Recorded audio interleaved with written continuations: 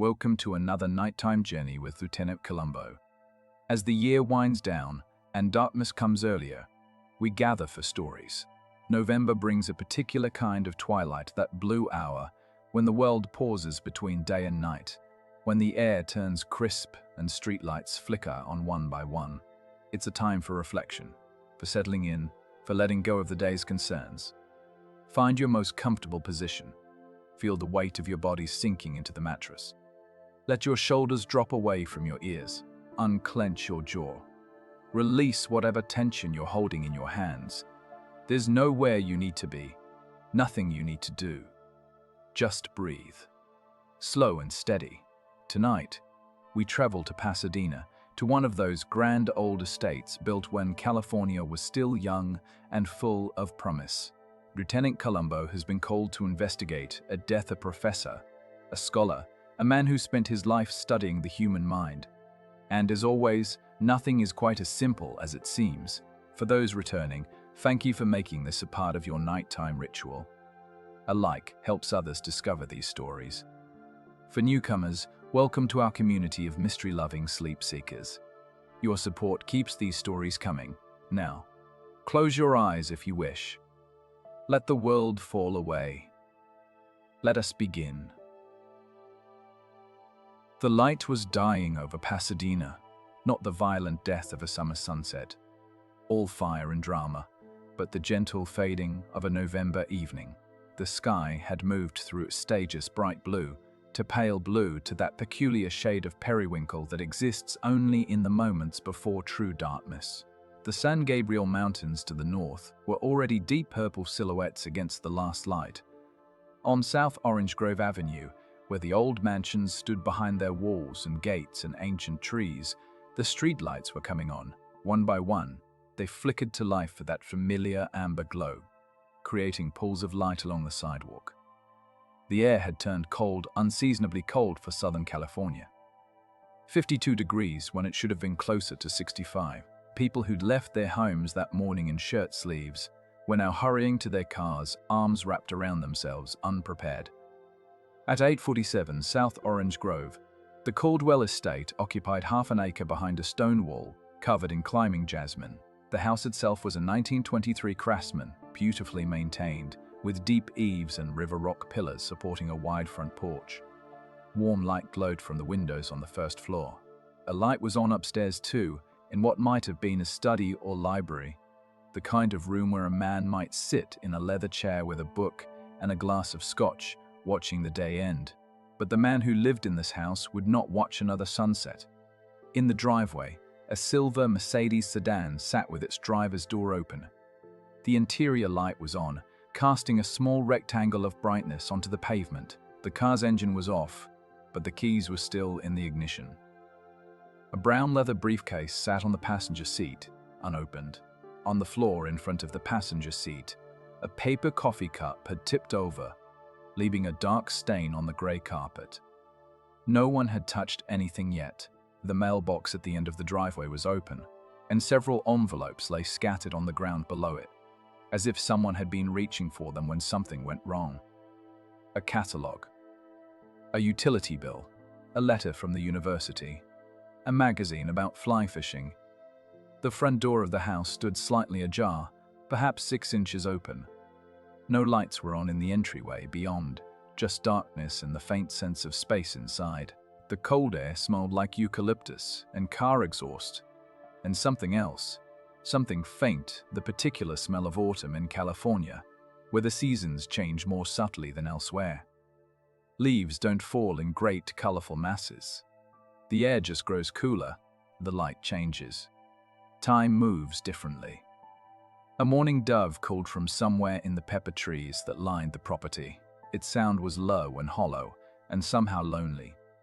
The sound of evening in old neighborhoods, when the people who built these houses are long gone, and the people who live in them now are just temporary custodians of someone else's dream.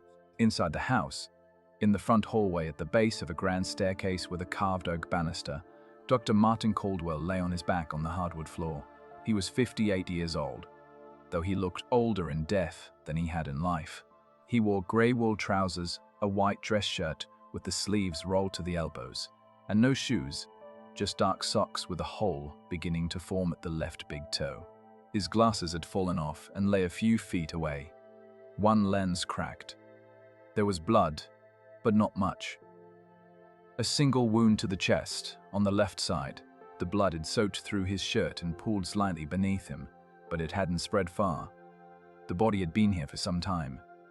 The blood was no longer bright red, but had darkened to something closer to rust. His right hand was extended slightly, as if he'd been reaching for something or someone. His left hand was at his side, fingers slightly curled. His face wore an expression that might have been surprise or pain, or perhaps just the emptiness that comes when everything stops. On the floor near his right hand, barely visible in the dim light from the open door, was a small brass key. The house was silent except for the ticking of a grandfather clock somewhere deeper inside, steady, relentless, marking seconds that no longer mattered to the man on the floor. Outside, the last light faded from the sky. The street lights grew brighter as the darkness around them deepened. A car drove past slowly, its headlights sweeping across the front of the house before moving on. In the neighboring yard, a sprinkler system activated with a soft hiss and began its programmed cycle, throwing water in slow arcs across a perfect lawn. Life continued. The world turned. Time passed, and someone, somewhere, knew exactly what had happened here. Eleanor Vasquez had been Dr. Caldwell's housekeeper for 12 years. She came 3 times a week, Mondays, Wednesdays, and Fridays, arriving at 3 in the afternoon and leaving at 7. It was a good arrangement. The doctor was rarely home during those hours, teaching his classes at the university or meeting with students in his office. When he was home, he was unfailingly polite, staying out of her way, leaving her check on the kitchen counter. She had her own key, of course. She'd let herself in through the back door as usual, coming into the kitchen with her supplies. She'd called out, "Dr. Caldwell?" "It's Elena," but received no answer. That wasn't unusual. Sometimes he wore headphones while working upstairs, lost in his research or his writing. She'd started in the kitchen, as always. Loaded the dishwasher, wiped down the counters, swept the floor. Everything had been normal. A coffee cup in the sink, rinsed but not washed. A plate with toast crumbs. The newspapers spread on the breakfast table, folded to the crossword puzzle, half completed. Wednesday's paper. Today was Friday. She'd moved through the first-floor rooms, the living room with its built-in bookshelves and stone fireplace, the formal dining room that was never used, the small bathroom by the back stairs. She'd vacuumed, dusted, straightened, and then she'd moved toward the front of the house, toward the entryway. And she'd seen him. For a moment, just a moment, her mind hadn't understood what she was seeing.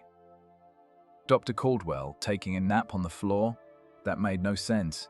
Dr. Caldwell heard, waiting for help. But the phone was right there on the hall table. He could have called. And then she'd seen the blood, and she'd understood everything and nothing, all at once. She'd screamed. Not a horror movie scream, but a short, sharp exhalation of shock. Then she'd grabbed the phone. Not her cell phone, which was in her purse in the kitchen, but the house phone on the hall table, and she dialed 911 with shaking fingers. The operator had been very calm. "What's your emergency?"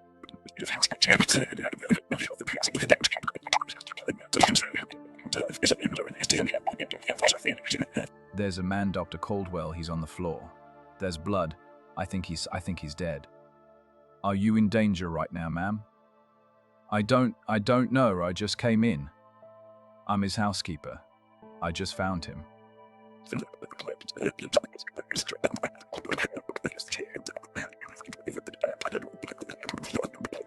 "Is he breathing?" Elena had looked at the body again, really looked at it. The stillness, the color of his skin, the fixed stare of his open eyes. No, I don't think so. No, I don't think so. No."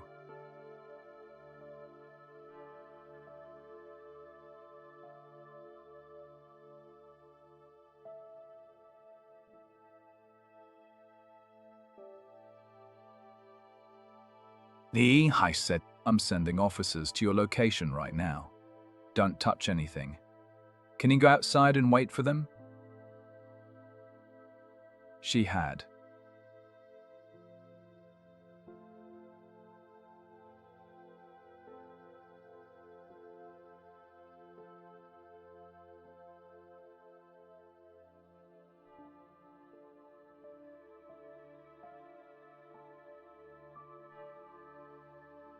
She'd set the phone down, not hung up, just set it down and walked quickly through the kitchen and out the back door into the gathering darkness.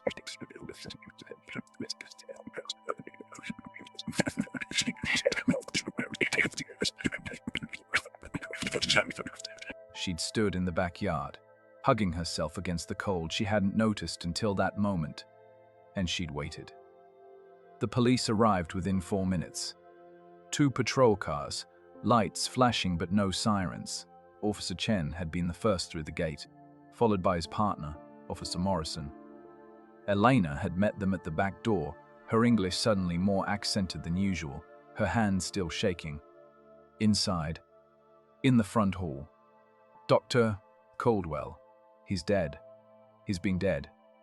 Officer Chen had gone in first, his hand on his weapon though he didn't draw it. He'd moved through the kitchen carefully, looking, listening. Officer Morrison had stayed with Elena, asking quiet questions. How long had she been in the house? Had she touched the body? Had she seen anyone else? Did she know of anyone who might want to hurt Dr. Caldwell? When Officer Chen had come back out, his face was set in that professional mask that police learned to wear. "Call it in," he'd said to Morrison. "We need detectives." And the coroner. Now it was nearly 7 o'clock. The temperature had dropped another few degrees. More police had arrived. The house was now a crime scene. Yellow tape stretched across the front porch. Portable lights being set up inside. A coroner's van sat in the driveway behind the Mercedes. And Detective Roy Hansen, who'd caught the case initially, stood in the front hallway, looking at the body and feeling that familiar sinking sensation in his stomach that meant this wasn't going to be simple. Lieutenant Columbo's car made the turn onto South Orange Grove with its usual chorus of mechanical complaints. The Peugeot 403, convertible 20-some years old and showing every day of it, sputtered and coughed, and a plume of bluish smoke drifted from its exhaust. The engine made a sound like gravel in a coffee can. Something under the hood clicked rhythmically, a sound that had been there for months and that Columbo had learned to ignore. He drove slowly, peering at house numbers in the darkness, the dome light inside his car flickering intermittently. He wore his usual uniform, a rumpled tan overcoat that had seen better days, a brown suit that didn't quite match a white shirt, with a faint coffee stain near the 3rd button, and a thin tie pulled loose at the collar. His dark hair was mussed, as if he'd been running his hands through it, and he needed a shave. When he spotted the cluster of police vehicles and the yellow crime scene tape, he pulled to the curb and parked. The Peugeot shuddered and died with one final cough. Columbo sat for a moment, his hands still on the steering wheel, looking at the house. Then he reached into his coat pocket, pulled out a half-smoked cigar, stuck it in his mouth unlit, and climbed out of the car. The door didn't close properly on the first try. He had to slam it twice, and even then it didn't quite latch. He jiggled the handle, seemed satisfied enough, and walked toward the house. Officer Morrison, stationed at the front gate, recognized him immediately. "Lieutenant Columbo." "Yeah, hi. How are ya? How are ya?" Columbo said, raising one hand in a half-wave. "Detective Hansen called me. Said he wanted another pair of eyes on this one. I hope that's okay. I don't want to step on anybody's toes." "No, sir. He's expecting you. He's inside." "Oh, good. Good. Say, you've been out here long? It's cold tonight, isn't it?"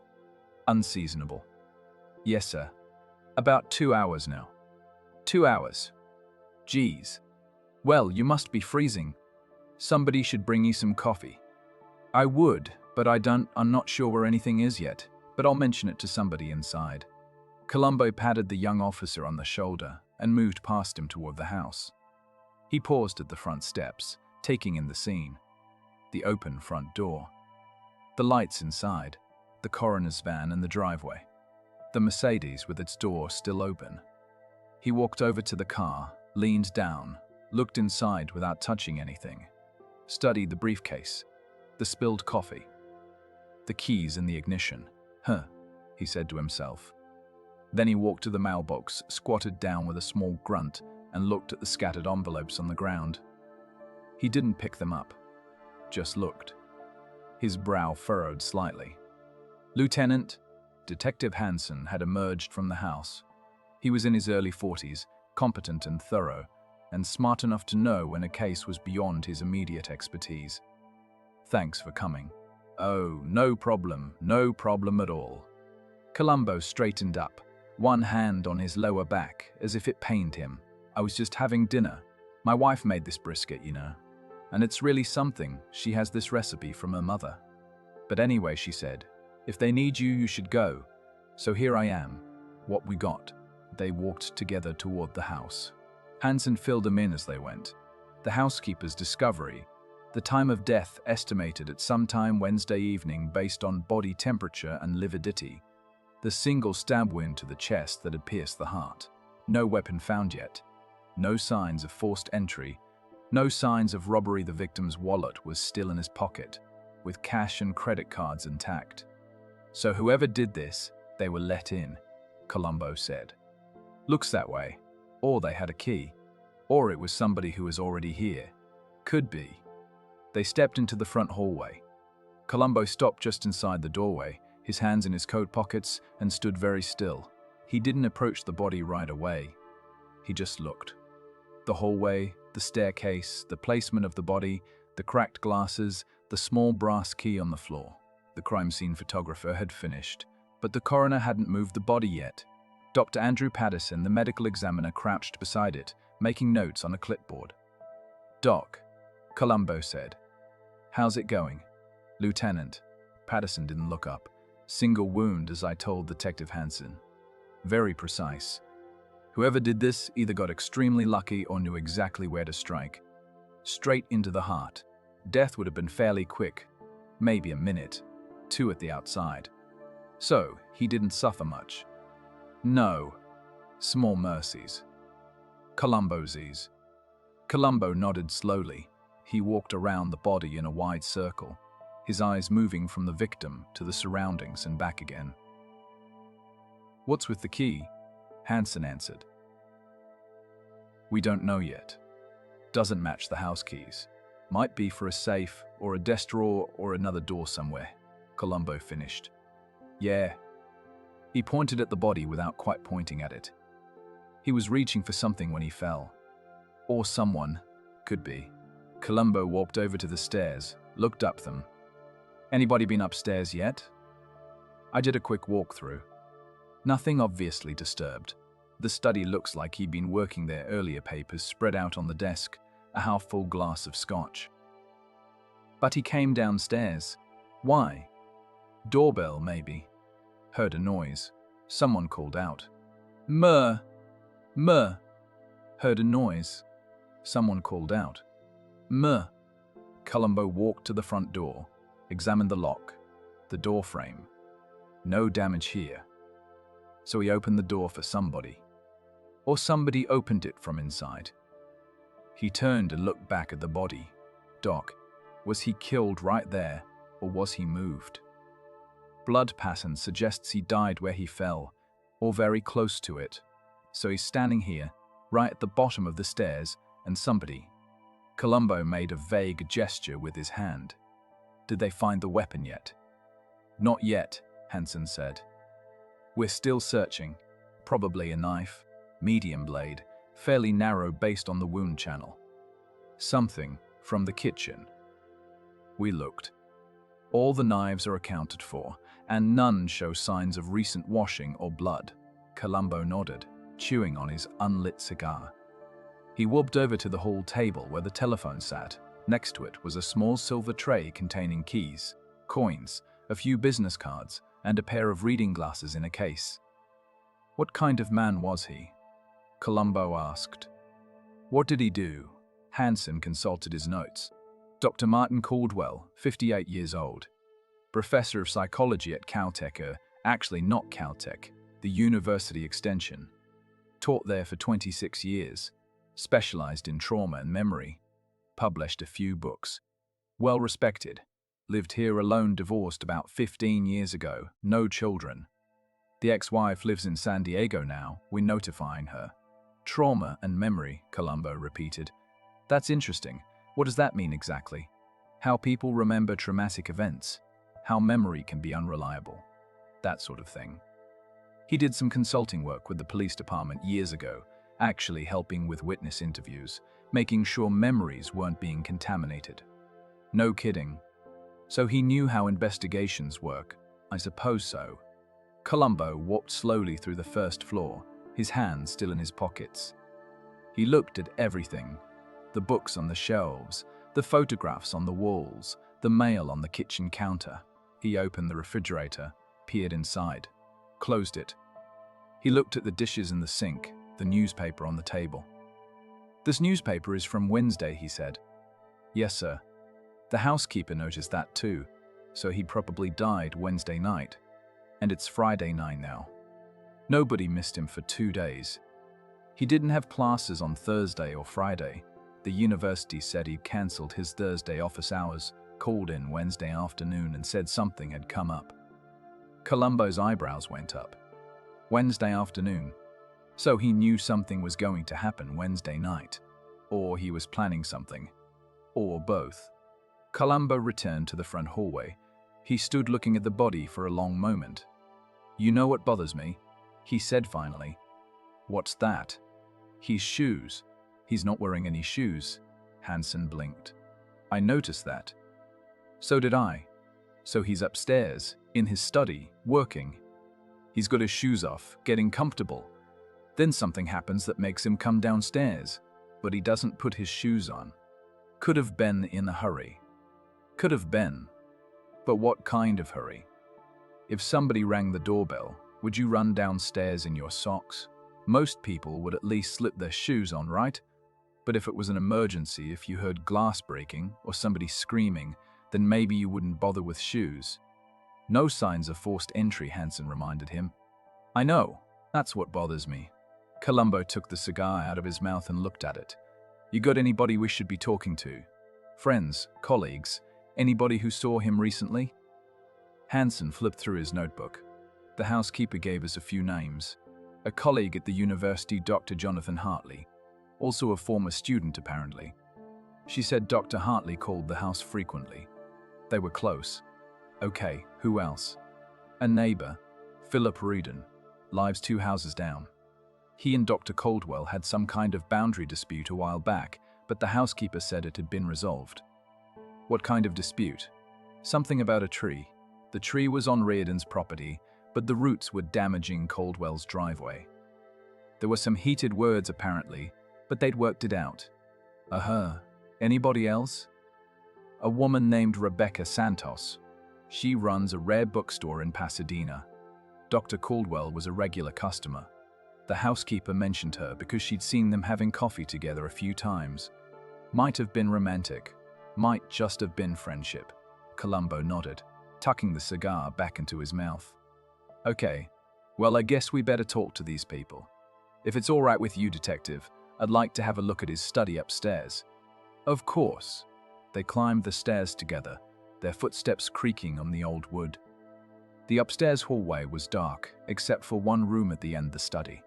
Its door open, a desk lamp still burning inside. The study was a large room with windows overlooking the front yard. Built-in bookshelves covered 2 walls, filled with volumes on psychology, philosophy, neuroscience, and literature. A large oak desk dominated the space, its surface covered with papers, books, and file folders. A leather chair sat behind the desk. A reading chair with a floor lamp occupied one corner. The promised glass of scotch sat on the desk, the liquid inside still slightly amber in the lamplight. Columbo stood in the doorway looking. He was working, he said, and then he stopped. Yes, but he didn't turn off the lamp, and he left his drink. Columbo walked over to the desk and leaned down to look at the papers without touching them. What's all this? Looks like research notes. Something about memory consolidation during sleep. Very technical. Columbo straightened up. He walked over to the windows and looked out at the street below. The police lights were still flashing, painting the scene in alternating blue and red. You can see the whole front of the house from here. The driveway, the street, everything. Yes, so if somebody came to visit, he would have seen them arrive. He would have watched them walk up to the door. Columbo turned back to the room. Then he came downstairs to let them in, but he didn't put his shoes on, which means what? That he knew them well enough that it didn't matter? Or that he was in too much of a hurry? Hansen had no answer. Columbo looked around the study one more time. His eyes fell on a small photograph in a silver frame on one of the bookshelves. He walked over and peered at it. The photo showed Dr. Beard at it. Caldwell, 20 years younger, standing with a group of students outside a university building. Everyone was smiling. His students, Columbo said. He was a teacher. For 26 years. That's a long time. You touch a lot of lives in 26 years. Columbo's voice was soft, almost sad. Somebody's going to miss him. They spoke with Eleanor Vasquez in the kitchen while a uniformed officer took her official statement. She sat at the breakfast table with a cup of tea that had gone cold, her hands wrapped around it for warmth she didn't quite feel. Columbo sat across from her, his coat still on, his manner gentle. Mrs. Vasquez, I'm very sorry you had to be the one to find Dr. Caldwell. That must have been awful. It was. Her voice was quiet, steady. She'd cried earlier, but had no tears left now. He was a good man, always kind, always respectful. How long did you work for him? 12 years, 3 days a week. So you knew him pretty well. Yes, not his private life, you understand, but I knew his habits, his routines, what he liked, what he didn't like. And had anything changed recently? Was he worried about anything? Did he seem different? Elena considered this. Maybe a little. The last few weeks he was distracted, more phone calls than usual. And he was drinking more, just a little more, you understand, not like a problem, but I noticed. What kind of phone calls? I don't know. When I was here, he would take them in his study. But I could hear his voice sometimes through the walls. Not the words, just the tone. He sounded worried. Did he have visitors? Sometimes. Dr. Hartley came often. That's his, what do you call it, his protege. Used to be his student, now they work together. He's at the university too. Anybody else? The woman from the bookstore, Miss Santos. She came a few times. I think maybe Dr. Caldwell liked her. She's very nice. Very smart. What about the neighbor, Mr. Reedon? Mr. Reedon. Elena's face tightened slightly. That man. He complained about everything. The tree, the fence, the noise. Dr. Prethgor. Caldwell tried to be patient, but it was difficult. They had words. Recently. A few months ago. About the tree roots. Mr. Reardon wanted Dr. Caldwell to pay for new concrete for his driveway. Dr. Caldwell said the tree was on Mr. Reardon's property, so it was his responsibility. They argued. Loud voices. I was very uncomfortable. But it got resolved. I think so. Dr. Breff carved. I think so. Dr. Breff.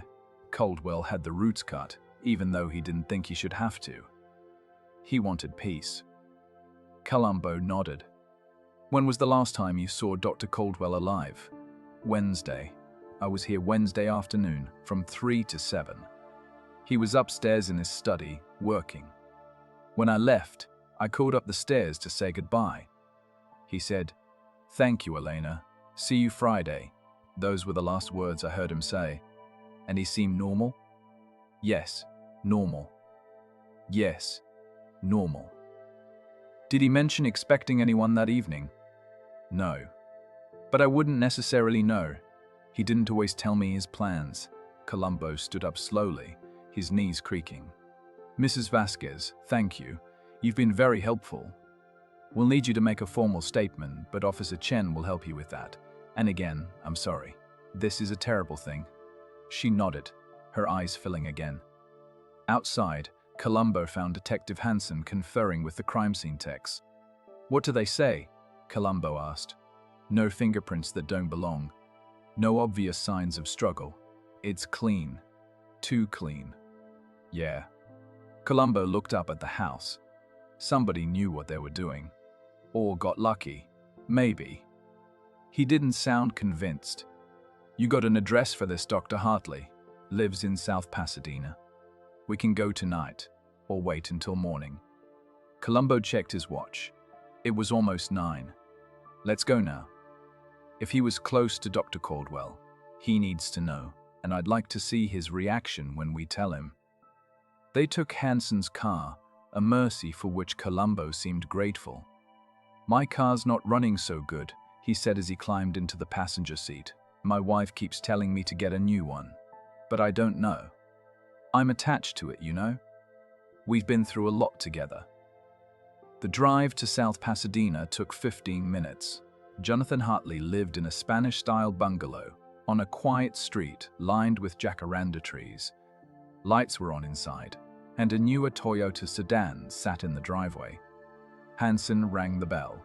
The man who answered was in his mid-30s, tall and lean, with dark hair and wire-rimmed glasses. He wore jeans and a grey sweater, and he was holding a book with his finger marking his place. "Yes?" "Dr. Hartley, I'm Detective Hansen. This is Lieutenant Columbo. We're with the Los Angeles Police Department. Could we come in for a moment?" Jonathan Hartley's face went through several expressions very quickly: confusion, concern, and then a dawning fear. "Is this about Martin? Dr. Caldwell? Is he all right?" "Perhaps we could come inside," Columbo said gently. They sat in Hartley's living room, which was modest but comfortable. Books everywhere, stacked on shelves and piled on tables. Classical music played softly from a stereo in the corner. Something by Brahms, Columbo thought, though he wasn't sure. "Dr. Hartley," Detective Hansen began. "I'm sorry to have to tell you this, but Dr. Martin Caldwell was found dead this evening." Hartley went absolutely still. The book in his hands fell to the floor. "What? No? That's not what happened?" "He was killed. Stabbed. In his home sometime Wednesday evening." "Wednesday?" Hartley's voice was barely a whisper. "But that's I just talked to on Wednesday. Wednesday afternoon. He called me." Columbo leaned forward slightly. "What did he call you about?" "He." Hartley seemed to be struggling to process the information. "He wanted to cancel our dinner plans for that evening. He said something had come up. He sounded..."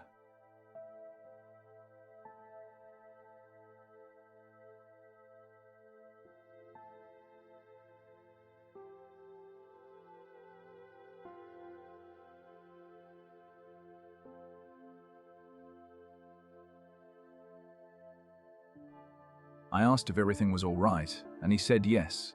Everything was fine. He just needed to take care of something. We were supposed to meet at a restaurant in Old Town at 7. He called around 4 to cancel. Did he say what had come up? No. I asked, but he was vague. He said it was personal, that he'd explain later. Hartley removed his glasses and rubbed his eyes. I can't believe this. Martin, was like a father to me. More than my actual father. I don't understand. Who would want to hurt him? That's what we're trying to figure out, Columbo said. You knew him well. Can you think of anyone who might have had a reason? No. God, no. Everyone respected Martin. He was brilliant, kind, generous with his time. His students loved him. His colleagues admired him. I can't think of a single person who... He stopped, his face changing. Wait. There was something. What's that? A few weeks ago, Martin seemed troubled. He wouldn't tell me what it was about, but I could see it. He was distracted during our meetings. He would start to say something and then stop himself. One time, he asked me a strange question. What question? He asked me what I would do if I knew something important, but telling it would destroy someone's life. A good person's life. He said it was hypothetical for his research, but I don't think it was. Columbo and Hansen exchanged glances. Did he say anything else? Columbo asked. No, I tried to press him, but he changed the subject. That was maybe 3 weeks ago. I haven't brought it up since, but I could tell something was weighing on him. Dr. Hartley, Columbo said, where were you Wednesday evening? Hartley blinked. Of course. You have to ask. I was here, home alone. I was going to meet Martin at 7, but after he cancelled, I just stayed in. Ordered takeout, watched television, went to bed around 11. Can anyone verify that? No. I live alone, but I ordered from the Thai place on Fair Oaks. They'd have a record of the delivery. Columbo nodded. What time was that? Around 7:30, I think. Maybe 8. Okay, thank you. Columbo stood up, then paused as if he'd just thought of something. Oh, just one more thing. Dr. Caldwell, did he have enemies? Anyone from his past, maybe? Somebody who held a grudge? Hartley shook his head. Not that I know of. Martin was a private man in some ways. He didn't talk much about his past. I knew he'd been married and divorced, but that was years ago and seemed amicable. He didn't talk about old conflicts or problems. He was very much focused on the present and the future. He taught about trauma and memory, is that right? Yes, it was his specialty, how the mind processes and stores traumatic experiences, how memory can be both reliable and unreliable depending on circumstances. Sounds complicated. It is. Martin used to say that the human mind is the most sophisticated recording device ever created, but it's also the most creative. It doesn't just record, it interprets, fills in gaps, sometimes rewrites things entirely. But that doesn't mean witnesses are lying. It means the brain is doing what it evolved to do, making sense of the world. Columbo was quiet for a moment, his brow furrowed. That must have been hard for him, he said finally. What do you mean? Well, if you spend your whole life studying how memory can be unreliable, how do you trust your own memories? How do you know what's real? Hartley looked at him with something like surprise. That's that. That's a very good question, Lieutenant. I don't think I have an answer. Neither do I. Columbo smiled sadly. But I guess we all have to trust something, don't we? Otherwise we'd never be sure of anything. They left Hartley sitting in his living room, looking shell-shocked and diminished. In the car, Hansen said, What do you think? I think he loved Dr. Caldwell, Columbo said. I think he's genuinely devastated. But I also think he knows more than he's saying. You think he's involved? I don't know. But that question Caldwell asked him about knowing something that would destroy someone's life. That's interesting, isn't it? That's very interesting. By late Friday evening, they learned more about Dr. Martin Caldwell. His university office had been opened, his files examined, his colleagues interviewed. A picture emerged of a man who was respected but not particularly close to anyone except Jonathan Hartley. Dr. Caldwell had been born in Illinois, attended Northwestern University, earned his doctorate in psychology from Berkeley in the 1970s. He'd come to California in the early 1980s and had been teaching ever since. His specialty was trauma psychology, and he published extensively on memory consolidation, PTSD, and witness reliability. He'd been married once to a woman named Catherine, but they divorced 15 years ago. No children. The divorce had been quiet and apparently friendly. She'd moved to San Diego, and they'd kept in occasional touch. When they reached her by phone, she wept and said Martin had been a good man who'd simply been married to his work, and that's why they'd ended. No bitterness, just sadness. He'd owned the house on South Orange Grove for 20 years. He bought it with an inheritance from his parents. He lived modestly despite a comfortable salary. His hobbies included fly fishing, rare book collecting, and bonsai cultivation.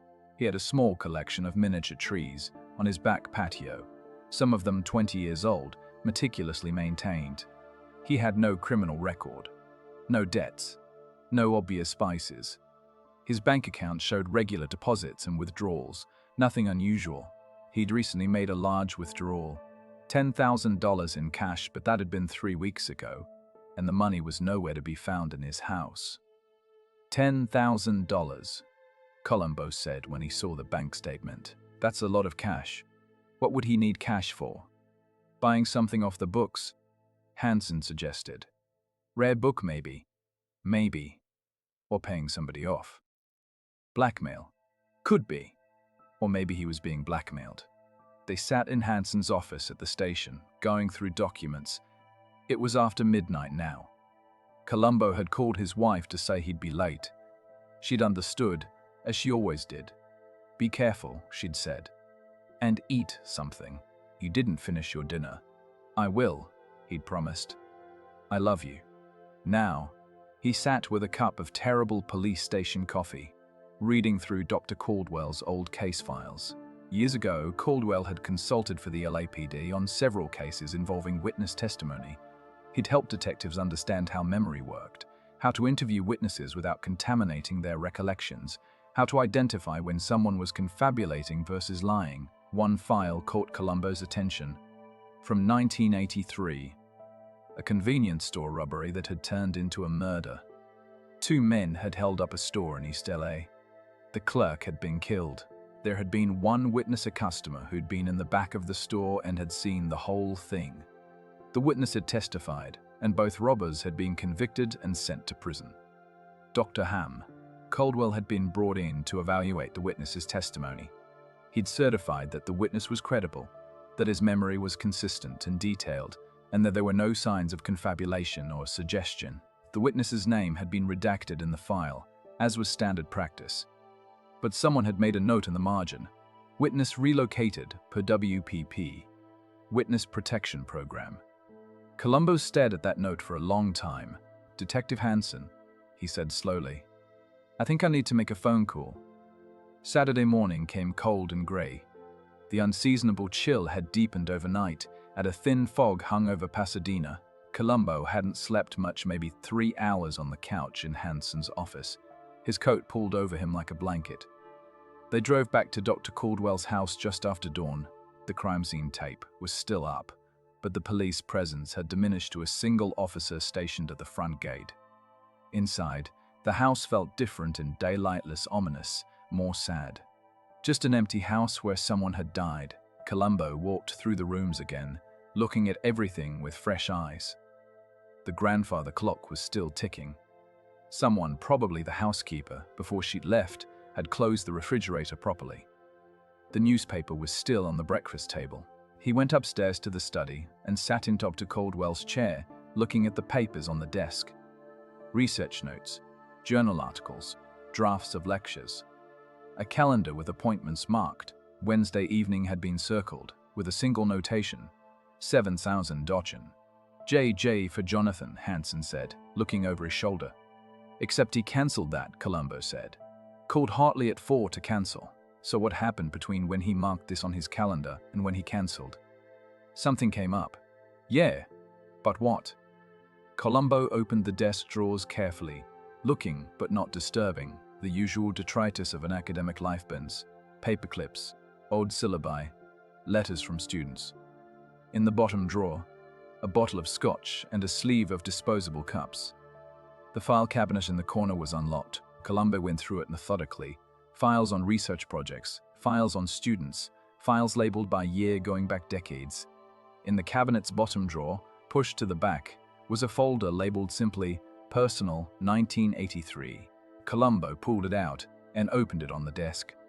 Inside were newspaper clippings about the 1983 convenience store murder, articles about the trial, a letter from the Los Angeles Police Department thanking Dr. Caldwell for his consultation, and a photograph, a Polaroid, faded with age, showing a much younger Martin Caldwell standing with a young man in his 20s.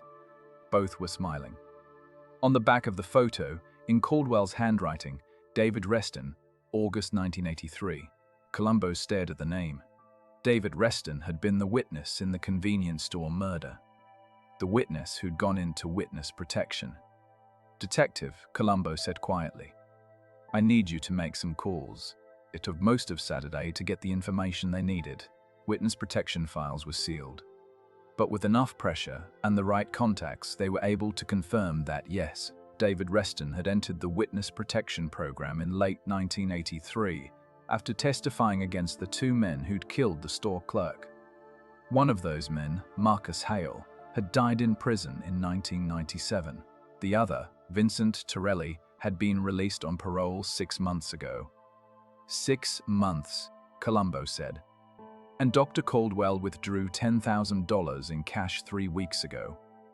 You think Torelli found him? Found out Caldwell knew where the witness was? Could be. Or maybe Caldwell knew Torelli was out and was trying to protect the witness, trying to pay him off to stay away. But then who killed Caldwell? That, Columbo said, is what we need to find out. They had an address for Vincent Torelli, a halfway house in Boyle Heights. They drove there Saturday afternoon, through neighborhoods that had changed a lot since 1983, but still carried the weight of their history. Torelli was 62 now, grey-haired and hollow-cheeked, with prison tattoos fading on his forearms. He sat across from them in a small meeting room at the halfway house, his hands folded on the table, his expression carefully neutral. I didn't kill nobody, he said, when they told him why they were there. I did my time. I'm clean now. I'm following my parole requirements. You can check. We will, Hansen said. Where were you Wednesday evening? Here. I'm here every night by 9 p.m. Curfew. I signed in at 8:45 Wednesday night. Check the log. We will, Hansen repeated. Did you know Dr. Martin Caldwell? The shrink who testified against me? Yeah, I knew who he was, but I haven't seen him since the trial. Did he contact you recently? No. Did you try to contact him? No. Why would I? That was 20 years ago. I got nothing to say to him. Columbo, who'd been quiet, leaned forward. Mr. Torelli, did you ever find out who the witness was? The customer in the store? Torelli's eyes flickered. No. You sure about that? I'm sure. You sure about that? I'm sure. Because if you did find out, and if that person was still in witness protection, that would be a violation of your parole. You'd go back to prison. I don't know who the witness was, Torelli said flatly, and I don't care. That's all in the past. I just want to live my life and stay out of trouble. They verified his alibi. He'd been at the halfway house Wednesday evening, signed in at 8:45 p.m., verified by staff and security cameras. He couldn't have been in Pasadena. So if it wasn't him, Hansen said as they drove back to Pasadena. Then who? Somebody who knew, Columbo said. Somebody who knew what Caldwell knew. Somebody who had access to his house, who he trusted enough to let inside without his shoes on. He was quiet for a moment. Somebody who was protecting the witness. Hartley? Maybe. Or somebody else. We need to find out who David Reston became. Where he is now. Because I think that's the key to all of this. The neighbor, Philip Radin, turned out to be exactly the kind of man Columbo expected: wealthy, entitled, and carrying a grudge. He lived 2 houses down from Caldwell's estate, in a modern glass and steel construction that looked out of place among the historic craftsman's and Spanish revivals of Orange Grove Avenue. Riordan was in his early 50s, tanned and fit, wearing expensive casual clothes that looked like they'd been ironed. He invited them in with a tight smile that didn't reach his eyes. I heard about Martin, he said, leading them into a living room that was all white furniture and abstract art.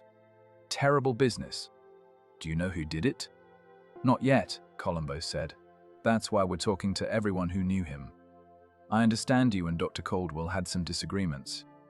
Wheeze Andreassen's jaw tightened. Disagreements is putting it mildly. The man was impossible to deal with. That tree of his, well, technically it was on my property, but the roots were destroying my driveway. $30,000 of damage.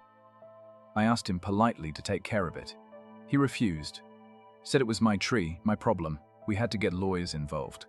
That must have been frustrating, Columbo said. It was infuriating.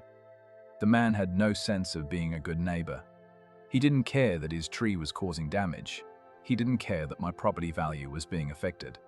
He just sat in his ivory tower and acted like he was above it all. But it got resolved. Eventually, after I threatened to sue, he agreed to have the roots cut. But by then, I'd already spent $10,000 on legal fees. And do you think he offered to contribute? Of course not. When was all this? Hansen asked. The final resolution was about 3 months ago. But we've been fighting about it for over a year. And how did you feel about Dr. Caldwell after that? Riordan looked at him sharply. What are you implying? I'm not implying anything, sir. I'm just asking. I didn't like the man. I won't pretend otherwise, but I certainly didn't kill him if that's what you're thinking. Where were you Wednesday evening? Columbo asked. I was at a business dinner in downtown LA. Perch restaurant. I met with 2 clients and our firm's senior partner. We were there from 6:30 until almost 11. You can verify that with the restaurant and with my colleagues. We will, Hansen said. As they were leaving, Riordan called after them. Lieutenant, you should know Martin Caldwell wasn't the saint everyone seems to think he was. He could be vindictive, petty. He made enemies. Did he make you his enemy, Mr. Riordan? Mr. Riordan? Riordan smiled coldly. Only because he made himself mine first. Outside, Columbo stopped and looked back at Riordan's house. He really didn't like Dr. Caldwell. No, but his alibi will probably check out. Yeah. Columbo was quiet. You know what's interesting? He said Dr. Caldwell could be vindictive. Nobody else has said that. Everyone else says he was kind, generous, well-liked. Maybe Riordan brought out the worst in him. Maybe. Or maybe Riordan only saw what he wanted to see. Columbo shook his head. I don't think he killed him. He's got too much to lose, and he's too smart. You don't get rich by doing stupid things. Rebecca Santos owned a rare bookstore called The Distant Past, tucked into a quiet corner of Old Town Pasadena. The shop was small and cluttered in the best way, with floor-to-ceiling shelves and books stacked on every available surface. It smelled like old paper and leather and something else time, maybe if time had a smell. Rebecca herself was in her late 40s, with grey-streaked dark hair pulled back in a loose bun, reading glasses on a chain around her neck, and kind eyes that were red from crying. I knew something was wrong when he didn't come by, she said, leading them to a small seating area at the back of the store. Martin came in every Thursday like clockwork. When he didn't show up this week, I called his house. No answer. I left a message, but he never called back, and now I know why. How long had you known Dr. Caldwell? Columbo asked. About 5 years. He started coming in shortly after I opened this shop. He collected first editions, mostly psychology and philosophy. He had excellent taste, and we just connected. We had similar interests, similar ways of seeing the world. Were you romantically involved? Rebecca smiled sadly. No. Though I think both of us might have wanted that in another life. But Martin was married to his work, and I'm married to this shop. And we were both content to be friends. Good friends. The kind where you can sit in comfortable silence, you know? I know, Columbo said, and something in his voice suggested he really did. Did Dr. Caldwell seem worried about anything recently? Hansen asked. Yes. The last few times I saw him, he was distracted. Preoccupied. I asked him about it, but he wouldn't say. Just said he had some old business to take care of. I got the sense it was something from his past. Did he mention anyone specifically? Anyone he was meeting with or talking to? No. But he did ask me something strange. What was that?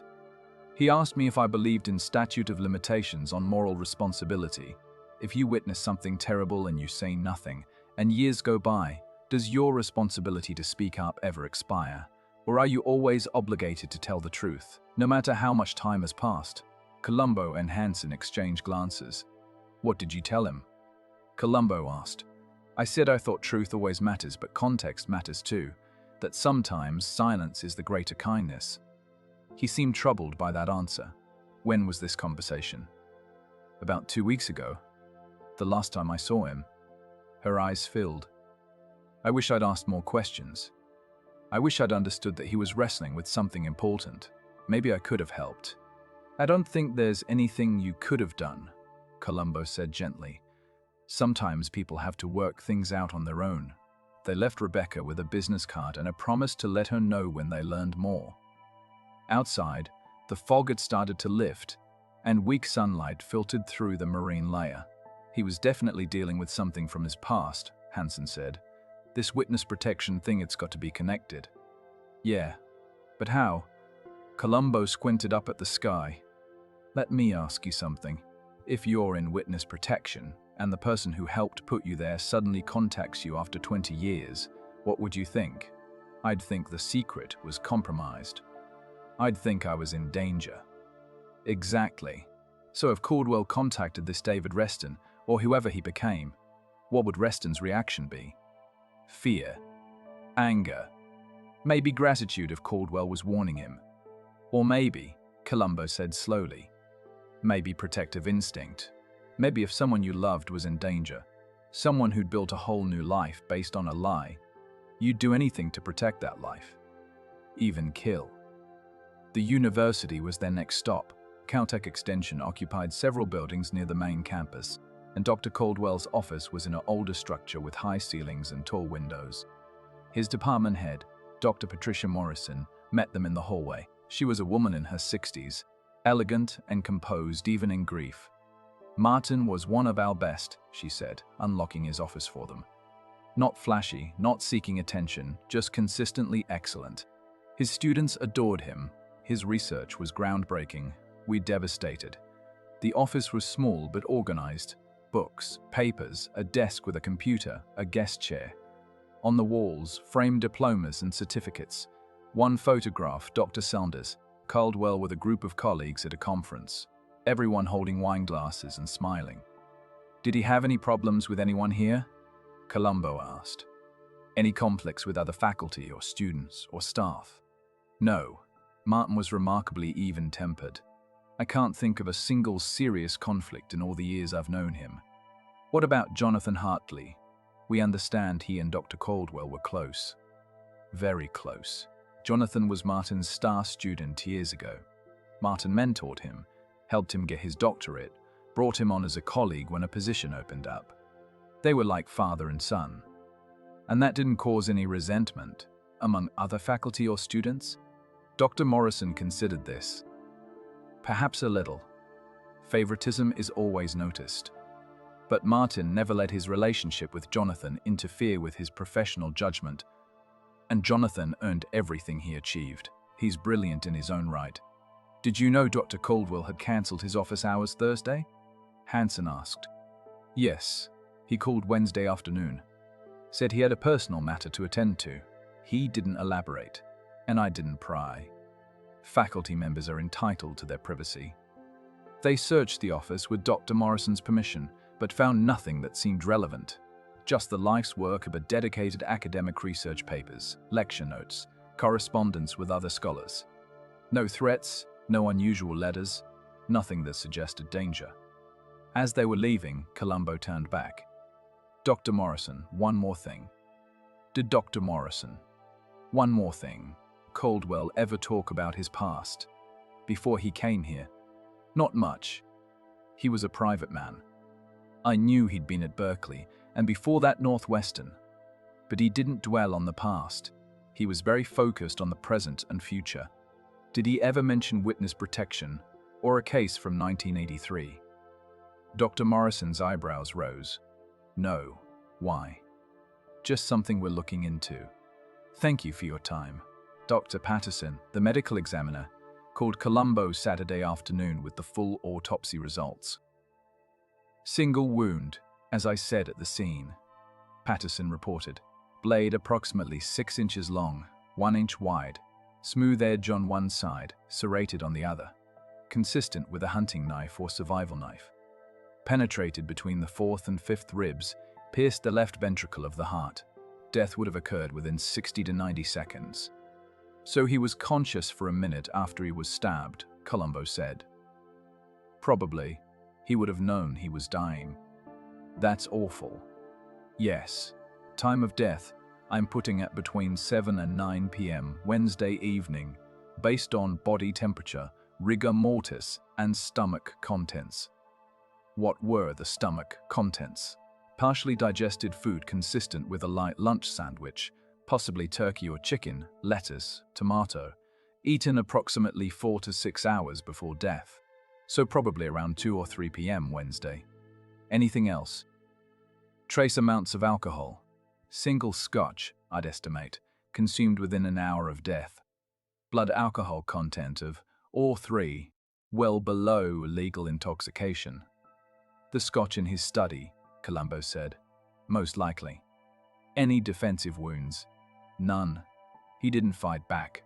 Either he was taken by surprise, or he knew his attacker and didn't perceive them as a threat until it was too late. Or both. Or both. Or both. Columbo thanked him and hung up. He sat for a moment, thinking. No defensive wounds. No sign of struggle. Dr. Caldwell had been standing at the base of the stairs in his socks, and someone had walked up to him and stabbed him in the heart. Either they'd concealed the knife until the last second, or he hadn't believed they would actually use it. The crime scene techs had finished processing the house and had sent their report. No unidentified fingerprints, no foreign DNA, no murder weapon. The small brass key found near the body had been identified as a key to a safe deposit box, but they hadn't yet determined which bank. The search of the house had turned up nothing obviously significant. No threatening letters, no evidence of blackmail, no hidden documents. Just an ordinary life, orderly and quiet, interrupted by violence. It's too clean, Columbo told Hansen. Whoever did this knew what they were doing. They didn't leave anything behind. Professional, no. A professional wouldn't have done it in the victim's house. Too much risk of being seen, of leaving evidence. This was personal. This was someone who knew him, who he trusted. Hartley keeps coming back up. Yeah, but I don't know. Something doesn't fit. By Sunday morning, they'd tracked down Dr. Caldwell's bank and identified the safe deposit box matching the brass key. They obtained a warrant and opened it just after noon. Inside was a single manila envelope, unsealed, and inside the envelope was $10,000 in cash and a letter.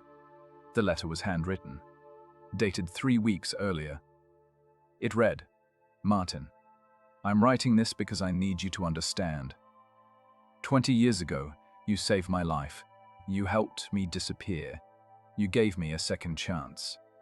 I built a new life on that foundation, a good life with people I love. But the past doesn't disappear just because we want it to. Vincent Torelli got out 6 months ago. I don't know if he's looking for me, but I can't take that chance. I can't risk everything I've built. You called me 2 weeks ago and said you were worried. You said Torelli had been asking questions, that you were afraid he might be close to finding me. You offered to help. You said you'd pay him off if necessary, make him go away. I can't let you do that. This is my burden, not yours. The money in this envelope is my contribution. Use it if you need to. But please, Martin, be careful. These are dangerous people. I will always be grateful for what you did for me. I hope someday I can repay you properly." D. Columbo read the letter 3 times. Then he looked at Hansen. D. David Reston. So Caldwell was trying to protect him, trying to pay off Torelli. But Torelli says he never contacted Caldwell, and his alibi is solid. He couldn't have killed Caldwell. Maybe he hired someone. Maybe. Columbo didn't sound convinced. He looked at the letter again. You notice anything about this letter? Like what? It's dated 3 weeks ago, but the money just showed up in the safe deposit box. If Reston wrote this 3 weeks ago, why didn't he give Caldwell the money until later? Maybe he mailed it. Maybe. Or maybe this letter was written recently, backdated to look like it was from 3 weeks ago. Why would someone do that? To create a false trail, to make us think Caldwell's death is connected to Vincent Torelli and the Witness Protection Program, when maybe it's not connected at all. Hansen frowned. You're saying someone planted this letter? I'm saying we need to find David Reston. because until we talk to him, we don't know what's real and what's not. The gardener who maintained Dr. Caldwell's property was a man named Luis Mendoza. He was 60 years old, with weathered brown skin and calloused hands. And he'd been taking care of the yard for 15 years. They found him Sunday afternoon at his home in Alhambra, a small house with a neat yard and a truck in the driveway. He invited them to sit on his back patio while his wife brought out iced tea. Dr. Caldwell was a good man, Luis said. Always respectful. Always paid on time. Never complained about my work. Did you see him often? Columbo asked. Every Wednesday. I came in the afternoon to mow the lawn, trim the hedges, water the plants. Sometimes we'd talk. Not long conversations, he was usually working, but enough. Did you see him this past Wednesday? Yes. I was there from 3 to 5:30. He was home, upstairs in his study. Did you notice anything unusual? Luis thought about this. There was a car, parked on the street, across from his house. A blue sedan. I noticed it because it was there when I arrived, and it was still there when I left. Just sitting there. Nobody inside that I could see. Did you get a plate number? No. I'm sorry, I didn't think much of it at the time. What kind of sedan do you remember? Maybe a Toyota. A Camry, I think. Newer. Dark blue. Columbo made a note of this. Did you see anyone in the car? No. Like I said, it looked empty. But somebody must have been watching, because after I left, I looked back, and the car was gone. What time did you leave? 5:30. Like I said. And Dr. Caldwell was fine when you left? Yes. I saw him in the window of his study. He waved to me. That was the last time I saw him. Columbo thanked him and they left. In the car, he said, a blue Toyota Camry. Jonathan Hartley drives a Toyota Camry. But we saw his car. It's grey, not blue. I know. But it's worth checking. Maybe he has a second car. Or maybe he borrowed someone's car. They ran a DMV check on Jonathan Hartley. He owned a single vehicle, a 2018 Toyota Camry. Grey, dead end, Hansen said. Maybe, Columbo said, or maybe Luis was wrong about the color. It was late afternoon, the light was fading. Grey could look blue in certain light. They went to Jonathan Hartley's home Sunday evening, unannounced. He answered the door in sweatpants and a t-shirt, looking like he hadn't slept much. Lieutenant. Detective. Has there been a development? Just following up on a few things, Columbo said.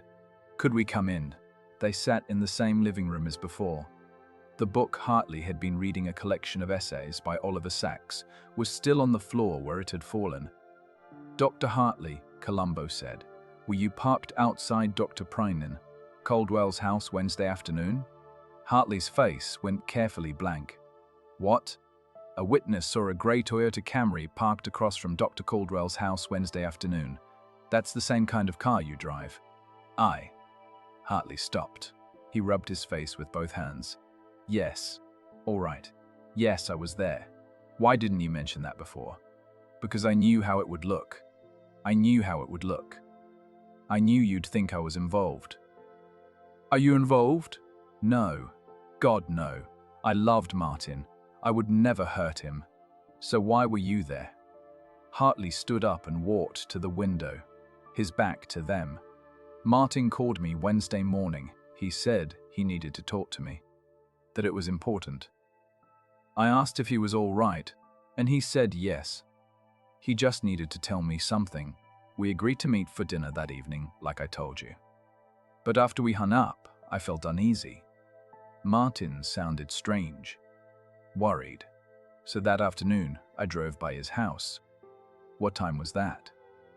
Around 3:30. I parked across the street and just sat there. I was trying to decide whether to go in or wait until dinner. I saw the gardener arrive. I saw Martin in his window upstairs. He looked fine, so I decided to wait.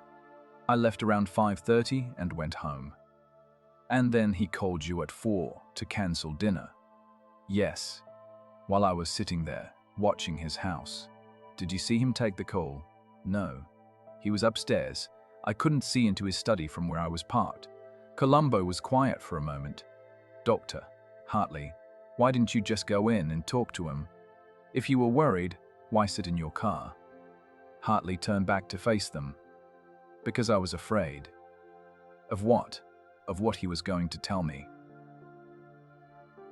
"I had a feeling, I can't explain it, but I had a feeling that whatever Martin wanted to say was going to change everything. And I wasn't ready to hear it."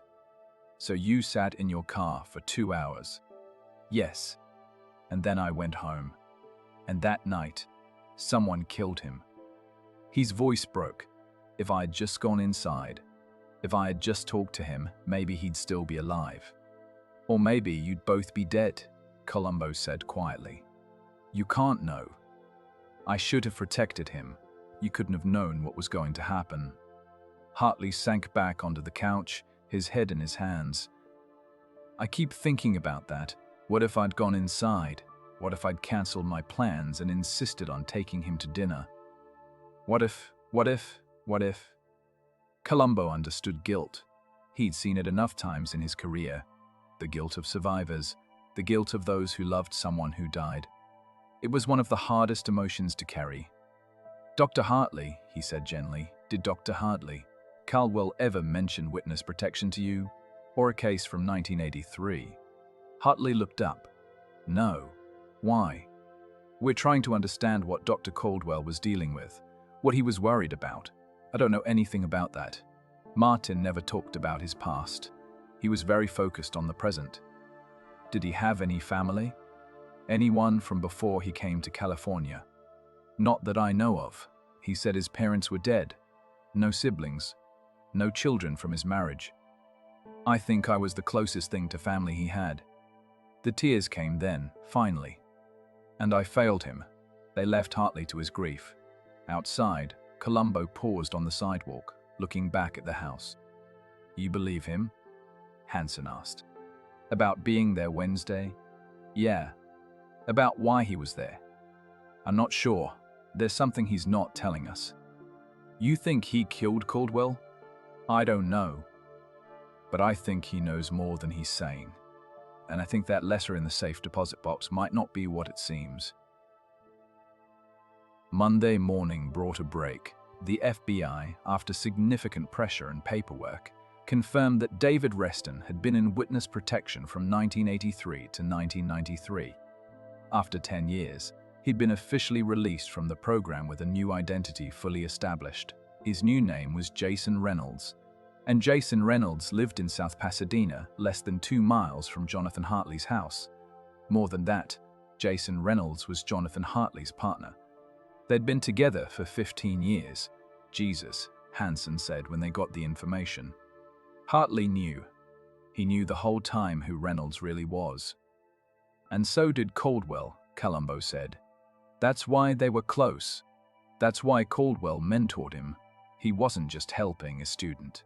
He was watching over the partner of the man whose life he'd saved." "But why keep it secret? Why not just tell us?" "Because," Columbo said slowly, "if it got out that David Reston was living as Jason Reynolds, the whole witness protection arrangement falls apart. Reynolds would have to disappear again. Hartley would lose him. Everything they'd built together would be destroyed. So one of them killed Caldwell to keep the secret, or to protect the secret, or..." Columbo stopped. "We need to talk to Jason Reynolds. Right now." Jason Reynolds was a freelance graphic designer who worked from home. He answered the door of the house he shared with Jonathan Hartley, looking confused and frightened. "Dr. Hartley isn't here," he said. "He's at the university." "We know," Columbo said.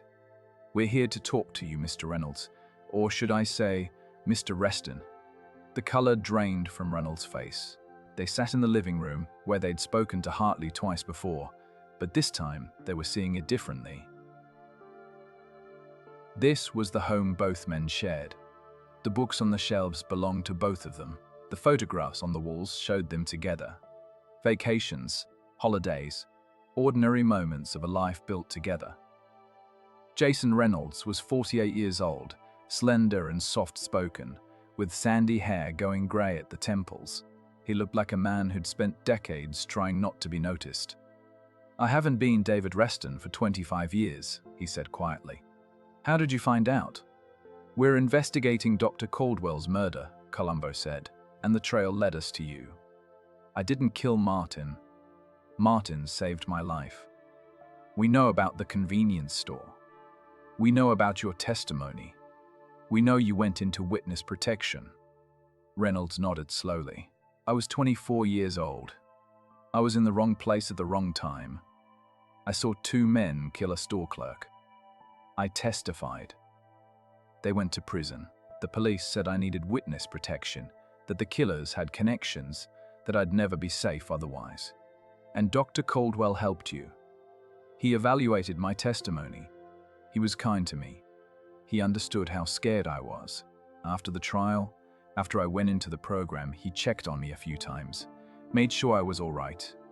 And then I didn't hear from him for years. Until when? Until I met Jonathan. That was 15 years ago. I was Jason Reynolds by then. I'd been Jason for 8 years. I'd built a new life, and I fell in love with Jonathan. And one day, I learned that his mentor, the man he talked about constantly, was Martin Caldwell. And I realized it was the same Martin Caldwell who'd helped me all those years ago. Did you tell Jonathan who you really were? Not at first. I was terrified, but eventually after. We'd been together for about a year. I told him everything. And he didn't care. He loved me anyway. And then he insisted I talk to Martin, tell him the truth. And did you? Yes. Martin was shocked, but he was also, I don't know, pleased, almost, like he'd been watching over me from a distance, and now he could do it more directly. He said Jonathan was like a son to him, and now I was part of that family too.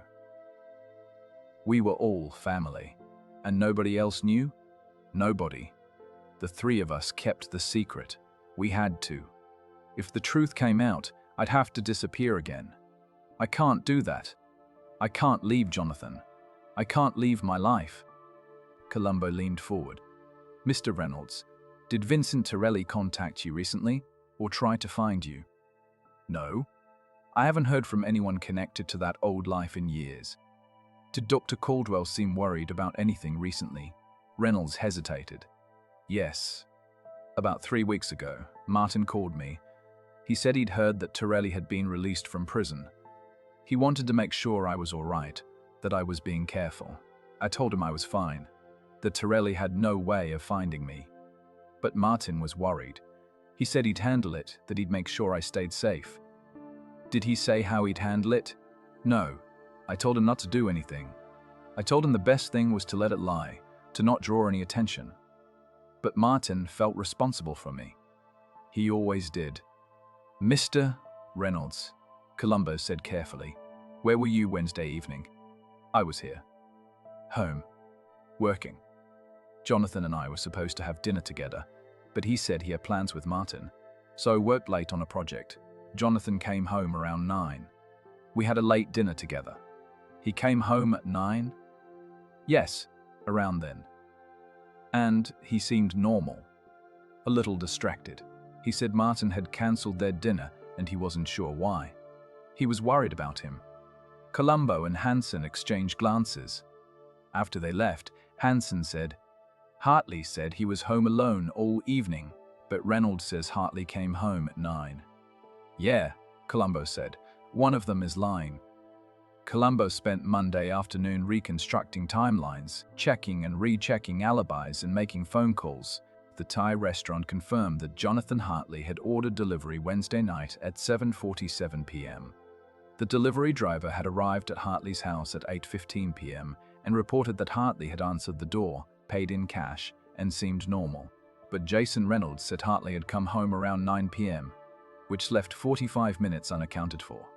Columbo drove from Hartley's house to Caldwell's house, timing the route. 12 minutes. 14 with traffic. Call it 15 minutes each way. That was 30 minutes of driving, leaving 15 minutes to commit the murder. It was possible. Just barely possible. That something didn't feel right. Columbo stood in Caldwell's front hallway again, looking at the place where the body had been found.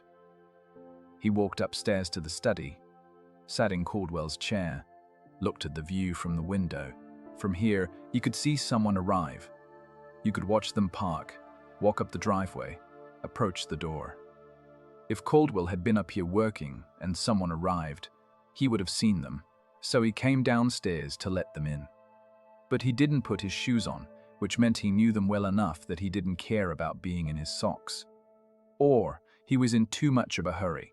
The doorbell would have sounded normal. Someone knocking would have sounded normal. But Caldwell had cancelled his plans for the evening.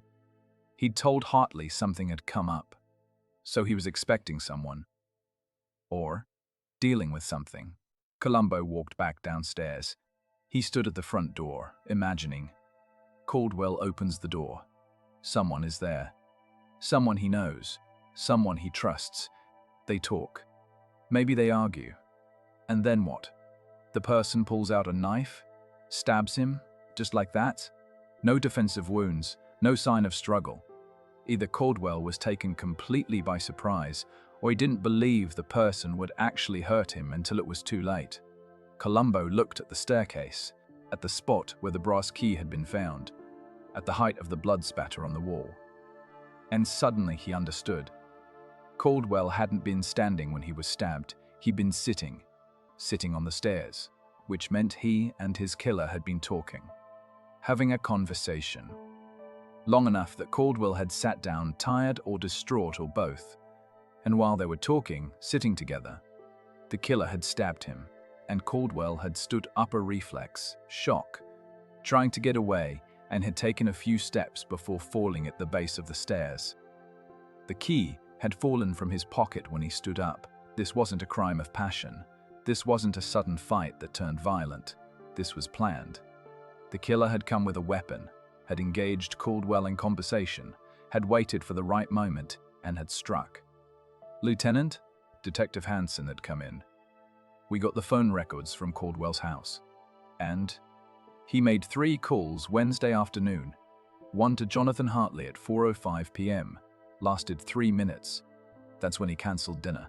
One to the university at 4:22 p.m. Lasted 90 seconds. That's when he cancelled his Thursday office hours. And one to an unlisted number at 4:47 p.m. Lasted 11 minutes. What unlisted number? Where unlisted number?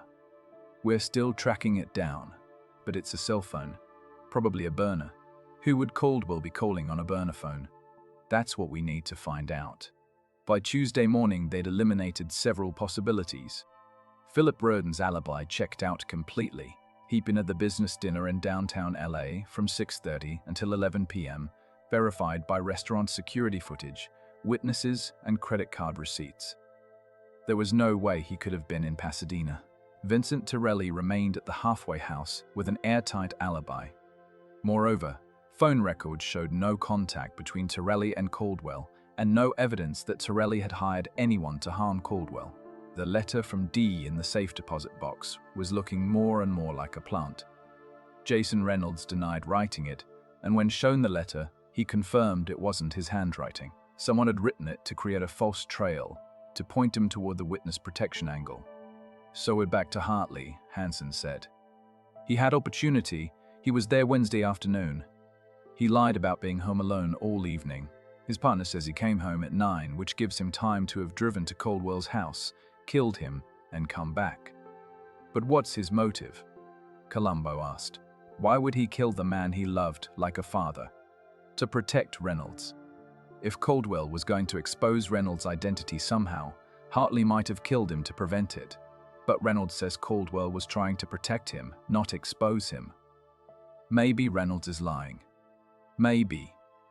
Columbo didn't sound convinced. Let me ask you something. If you were going to kill someone, would you do it on a night when you'd already been seen sitting outside their house for 2 hours? When the gardener can place you there, when there's a record of the victim calling to cancel dinner with you? If I was desperate enough, maybe. Maybe.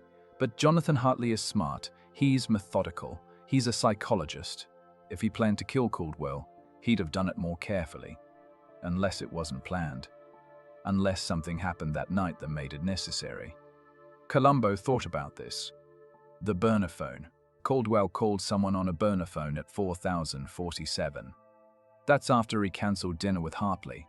That's after he cancelled his office hours. Who was he calling? And why use a burner phone? Because he didn't want the call traced. Because he was talking to someone who couldn't be officially connected to him. Like who? Like someone in witness protection. Or someone pretending to be in witness protection. They brought Jonathan Hartley in for a formal interview Tuesday afternoon. Not under arrest, but strongly encouraged to cooperate. Hartley came willingly, though he brought a lawyer, a quiet woman named Elena Chu, who specialized in criminal defense. They sat in an interview room at the station, a tape recorder running. Columbo offered coffee, which everyone declined. "Dr. Hartley," Columbo began, "I need you to walk me through Wednesday evening one more time, and this time, I need the truth." Hartley glanced at his lawyer, who nodded slightly. "I told you, I was home alone. I ordered Thai food, watched television, went to bed. But your partner says you came home around 9 p.m. Which is it?" Hartley's jaw tightened. "Jason is mistaken. Is he, or are you lying?" "Lieutenant," the lawyer interjected. "If you're accusing my client..." "I'm not accusing him of anything," Columbo said. "I'm trying to understand what happened, because right now, the evidence suggests that Dr. Hartley was the last person to see Dr. Caldwell alive, and that Dr. cared Hartley has been lying about his whereabouts that evening." "I didn't lie." "You sat outside Caldwell's house for 2 hours Wednesday afternoon. Why?" "I told you. I was worried about him." "But you didn't go inside. You didn't talk to him. You just sat there. For 2 hours. And then you went home. And then, according to your partner, you left again and came back at 9. Where did you go?" "I didn't." Hartley stopped. He looked at his lawyer, who leaned over and whispered in his ear. They had a brief, hushed conversation. Then Hartley said, "I want to make a statement." "Go ahead."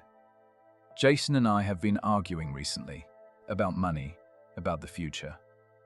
Wednesday evening, after Martin cancelled our dinner plans, I was upset. I went for a drive to clear my head. I drove around for a couple of hours. I didn't go anywhere specific. I just drove. And then I came home around 9. Like Jason said. I lied about being home all evening because I didn't want to admit we'd been arguing. I didn't want you to think there were problems between us." Columbo listened to this carefully. "So you went for a drive? For 2 hours? And you didn't go anywhere specific?" "That's right." "Did you drive by Dr. Caldwell's house?" "No." "Did you drive by Dr. Caldwell's house?" "No." "Did you stop anywhere? Buy gas? Get coffee? Anything that someone could verify?" "No. I just drove." "What route did you take?"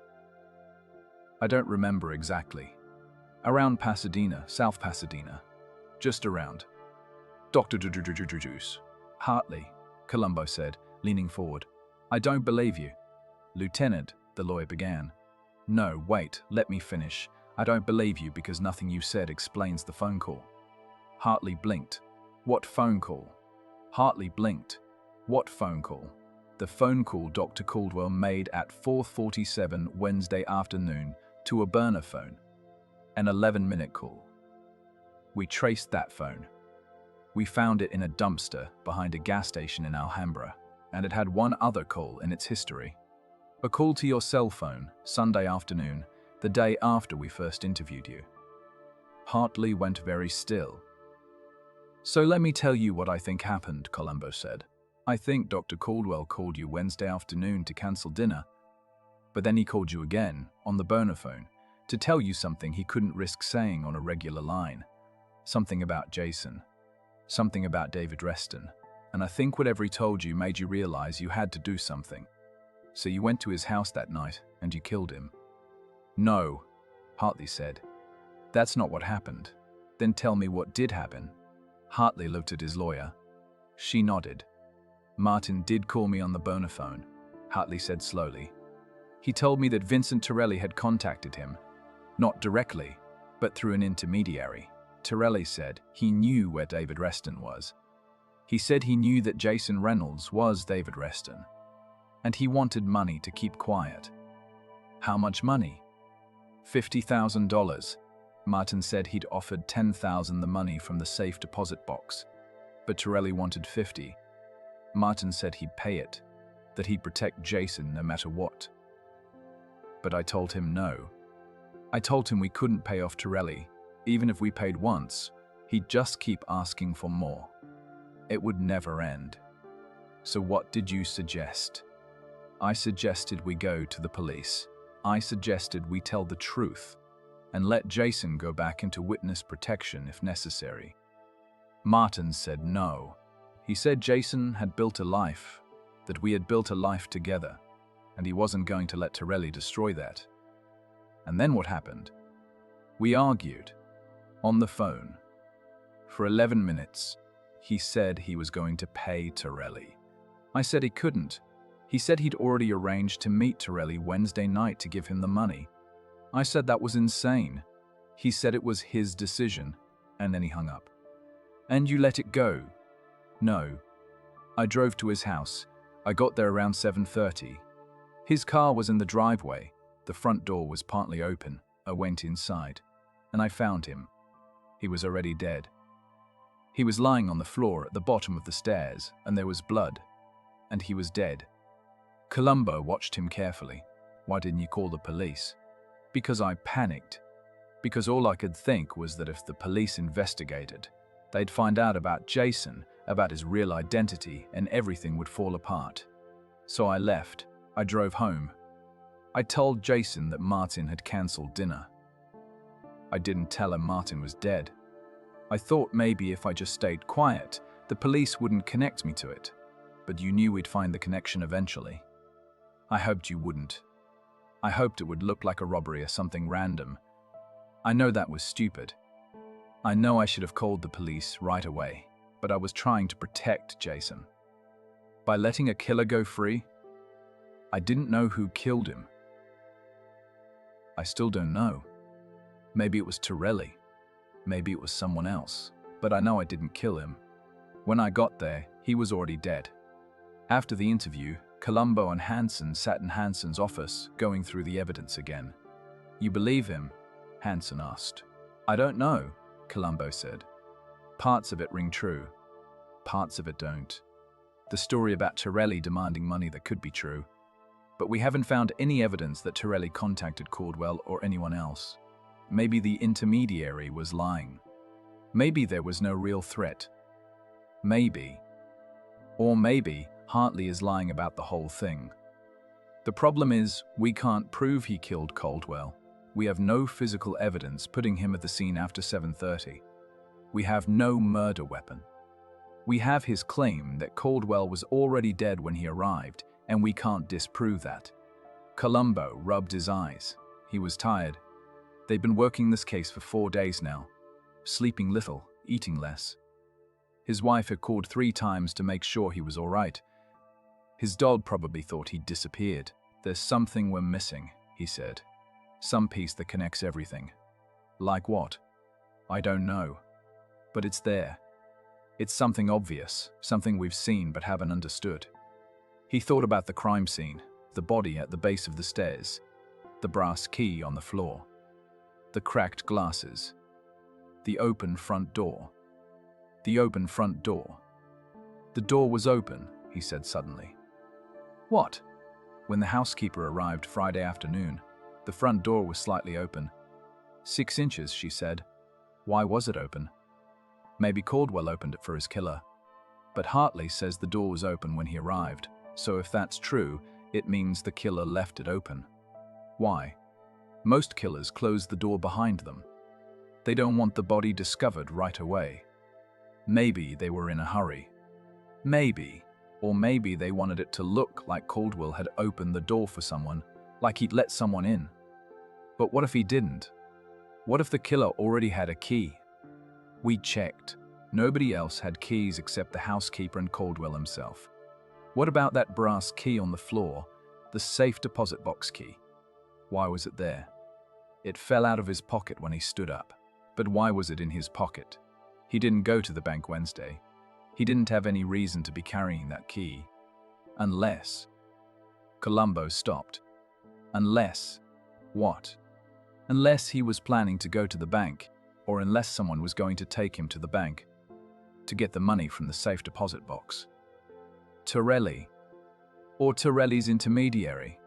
Right, so Caldwell has the key in his pocket because he's expecting to be asked for it. But then something goes wrong. The person doesn't want the money. Or Caldwell refuses to give it up. Or the person realizes that killing Caldwell is easier than extorting him. Columbo nodded slowly. But if that's what happened, then the question is, who was the intermediary? Who was working with Torelli? Or who was pretending to work with Torelli? They looked at each other. The letter in the safe deposit box, Columbo said. The letter supposedly from David Reston. But Reynolds says he didn't write it. So who did? Someone who wanted us to think the murder was connected to the witness protection case. Someone who knew about David Reston's real identity. Hartley. Or Reynolds himself. Or someone else who knew.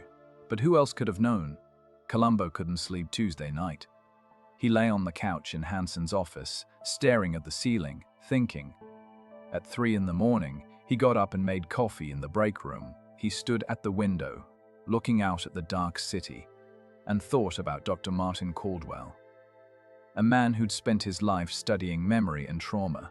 A man who'd helped put 2 killers in prison by validating a witness's testimony. A man who'd felt responsible for that witness for the rest of his life. A man who'd kept secrets, who'd protected people, who'd been trying to protect someone right up until the moment he died. But who? David Reston. But Reston was safe. Torelli didn't know where he was, probably didn't even care after 20 years. Jonathan Hartley? But why would Caldwell need to protect Hartley? Hartley hadn't done anything wrong, unless he had. Columbo went back to Hanson's office and pulled out the file on the 1983 convenience store murder. He read through it again, carefully, looking for something he'd missed. The 2 killers, Marcus Hale and Vincent Torelli, both convicted of murder and armed robbery. Hale had died in prison. Torelli had served his time and been released. The witness, David Reston, aged 24 at the time. He'd been in the store, seen the whole thing, testified at trial. His testimony had been the key evidence. Dr. Caldwell had evaluated Reston's testimony and confirmed it was credible. Columbo looked at the dates. The robbery and murder had occurred in March 1983. The trial had been in August 1983. Reston had entered witness protection in September 1983. And then Columbo saw it. There was a 3rd person arrested in connection with the robbery. A juvenile, age 16. Name redacted from the public record. Charges eventually dropped due to lack of evidence. A juvenile who would now be 42 years old. Columbo picked up the phone and called a friend in the DA's office. It took 20 minutes and several transfers, but eventually he got what he needed. The name of the juvenile who'd been arrested in 1983. Daniel Hartley, Jonathan Hartley's younger brother. Wednesday morning, Columbo and Hanson drove to Jonathan Hartley's house. It was raining, the first real rain in weeks, cold and steady. The kind of rain that made everything grey. Hartley answered the door in a bathrobe, looking exhausted. "Lieutenant, it's 6 a.m. I know. I'm sorry. But I need to talk to you about your brother." Hartley's face went pale. "What?" "Your brother Daniel. He was arrested in connection with the 1983 convenience store robbery. The same robbery that led to David Reston going into witness protection." Hartley stepped back, letting them in. In the living room, Jason Reynolds sat on the couch, a mug of coffee in his hands. He looked from Columbo to Hartley and back again. "What's going on?" Reynolds asked. "Your brother was involved in the robbery," Columbo said to Hartley. "He was there. He was part of it, but the charges were dropped because he was a juvenile and because there wasn't enough evidence to connect him to the murder itself." He walked away. "Yes," Hartley said quietly. "Danny was there. But he didn't kill anyone. He was a stupid kid who got mixed up with the wrong people." Hale and Torelli were adults, criminals. Danny was 16. He didn't even know they were planning to rob the store, let alone kill anyone.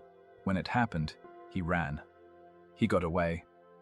And then the police arrested him. But eventually they realized he wasn't involved in the murder. They let him go. Where is he now? He's dead.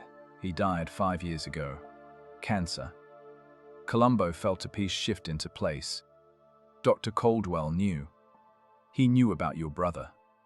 Yes.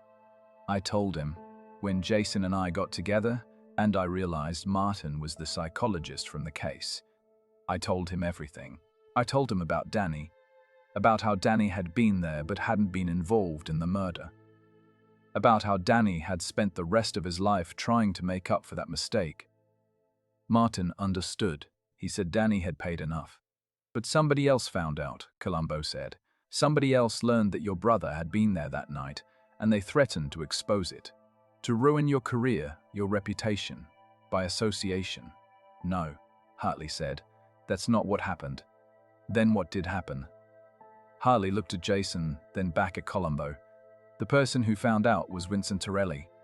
When he got out of prison, he started asking questions. He hired a private investigator to track down everyone connected to the case. And the investigator found Danny's name in the old files. Found out that Danny Hartley had a brother named Jonathan. Found out that Jonathan was connected to Martin Caldwell, who'd been the psychologist on the case. And Torelli used that information. Yes.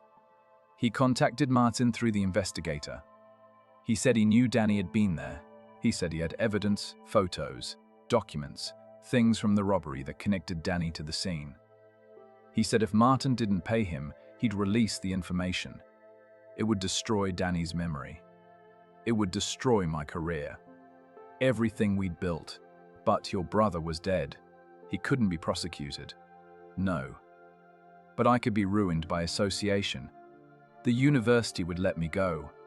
My research would be discredited. I'd lose everything. So Dr. Caldwell was trying to protect you. Yes. He said he'd handle it. He'd pay Torelli off, make him go away. I told him not to. I told him we should go to the police, that blackmailers never stop. But Martin wouldn't listen. He felt responsible. He felt like he'd failed Danny by not doing more to help him after the arrest. He thought this was his chance to make it right, and you couldn't let him do that. I couldn't let him throw his money away on a blackmailer.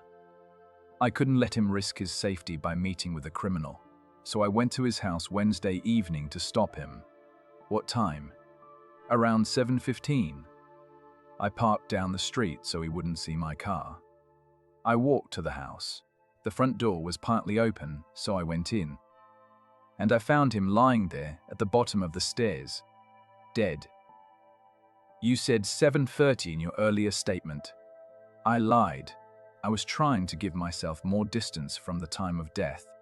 But the truth is, I got there around 7:15, and he'd been dead for maybe 10 or 15 minutes. The blood was still wet. Did you see anyone else? Anyone leaving? No. Nobody. And you just left. You didn't call the police. You didn't try to help. You just left. He was dead, Lieutenant. There was nothing I could do. And if I called the police, everything would come out about Danny, about Jason, about the blackmail. I panicked. I ran. Columbo looked at him for a long moment. Then he said, Doctor, Hartley, I think you're telling me the truth. Most of it anyway. But there's one problem. What's that? The person who called Dr. Caldwell on the burner phone at 4:47 wasn't Vincent Torelli. Torelli was at the halfway house at that time. We have proof. So who was pretending to be Torelli's intermediary? Hartley said nothing. Columbo turned to Jason Reynolds. Mr. Reynolds, where were you Wednesday evening? Reynolds set down his coffee mug slowly. I told you. I was here. Working. Alone. Yes. And Jonathan came home around 9? Yes. He returned to the scene too early, Columbo said softly. That's what gave it away. Everyone in the room went very still. I'm sorry, Reynolds said. Most killers wait, Columbo said. They stay away from the crime scene for as long as they can. But not Jonathan. He went back Wednesday evening, just hours after the murder. Why? Because he needed to make sure the body hadn't been discovered yet. He needed to make sure his story would hold up. But that was a mistake, because it drew my attention to him. It made me wonder, why would he return so soon unless he already knew what he'd find there? That's not, Hartley began. Let me finish. I think what happened was this, Jason. You learned about the blackmail threat from Jonathan. You knew Martin was planning to pay off Torelli. You knew Jonathan was devastated by the whole thing, torn between protecting his brother's memory and letting Martin risk his life. So you decided to handle it yourself. You called Martin on a burner phone, pretending to be Torelli's intermediary. You arranged to meet him Wednesday evening to collect the money. You went to his house, you talked to him, and then maybe he refused to pay, or maybe he figured out you weren't who you claimed to be. You killed him. Reynolds shook his head. No, that's not what happened. Then tell me what did happen. I didn't kill Martin. But you're right about one thing. I did call him on the burner phone. I called him to warn him, to tell him the blackmail threat was fake, that there was no evidence connecting Danny to the robbery, that Torelli wasn't actually looking for money. Martin said he knew. He'd already figured it out. He'd contacted Torelli directly, and Torelli had told him he'd never sent an intermediary. So there was no blackmail threat at all? There was. But it wasn't from Torelli. Columbo waited. Reynolds continued, his voice shaking slightly. It was from someone who'd found out about Danny, about me, about all of it. Someone who'd pieced together the whole story and saw an opportunity to make money, someone who worked with Martin at the university and had access to his old files. Who? Who? I don't know. Martin wouldn't tell me. He said he was going to handle it, that he was meeting the person Wednesday night to settle things. I begged him not to go alone. I offered to go with him, but he said no, that it was his responsibility. And then, Reynolds' voice broke. And then he died. But Jonathan went to the house. Yes. After Martin called me on the burner phone, I called Jonathan. I told him what was happening. He insisted on going to Martin's house to stop him from meeting the blackmailer alone. But by the time he got there, Martin was already dead. And you expect me to believe this, Columbo said. It's the truth. Then who killed Dr. Caldwell? I don't know. Whoever was blackmailing him. Whoever he was supposed to meet that night. Columbo turned to Harley. And you didn't see anyone when you arrived? No. But I didn't look around. I saw Martin on the floor and I ran. I should have stayed. I should have called the police. But I didn't. Columbo walked to the window looking out at the rain. He thought about the crime scene. The body at the base of the stairs. The brass key. The open door. And suddenly he understood. He returned to the scene too early. Columbo said again, but this time he wasn't talking about Jonathan Hartley. When you kill someone, Columbo said, still looking out the window, you're supposed to stay away from the crime scene. That's what every criminal knows. You create distance. You establish an alibi. You wait for someone else to discover the body. But sometimes you can't wait. Sometimes you need to know what's happening. So you come back, and that's the mistake. He turned to face them. Friday afternoon, when the housekeeper discovered Dr. Caldwell's body and called the police, Detective Hansen arrived at the scene. But he wasn't the first detective there. Someone else had already been called. Someone who'd been keeping an eye on the case, waiting for the discovery. Hansen's face went pale. Columbo, what are you saying? I'm saying that when you called me Friday night and asked me to come to the scene, you already knew who'd killed Dr. Caldwell. Because you'd killed him yourself. The room went absolutely silent. That's insane, Hansen said. Why would I kill Caldwell? Because he knew who you were. He knew that 30 years ago you were a rookie cop named Roy Hansen who worked the convenience store murder case, and he knew that you'd taken evidence from that crime scene, photographs, documents, and had kept them all these years. And recently, you tried to use those documents to blackmail him. That's a lie. Is it? Because when I looked at the old case files, I found your name. Officer Roy Hansen, first responder to the convenience store robbery. You were 23 years old then. You saw what happened. You saw that there was a juvenile involved, Danny Hartley. You knew that evidence could be valuable someday. So you took it.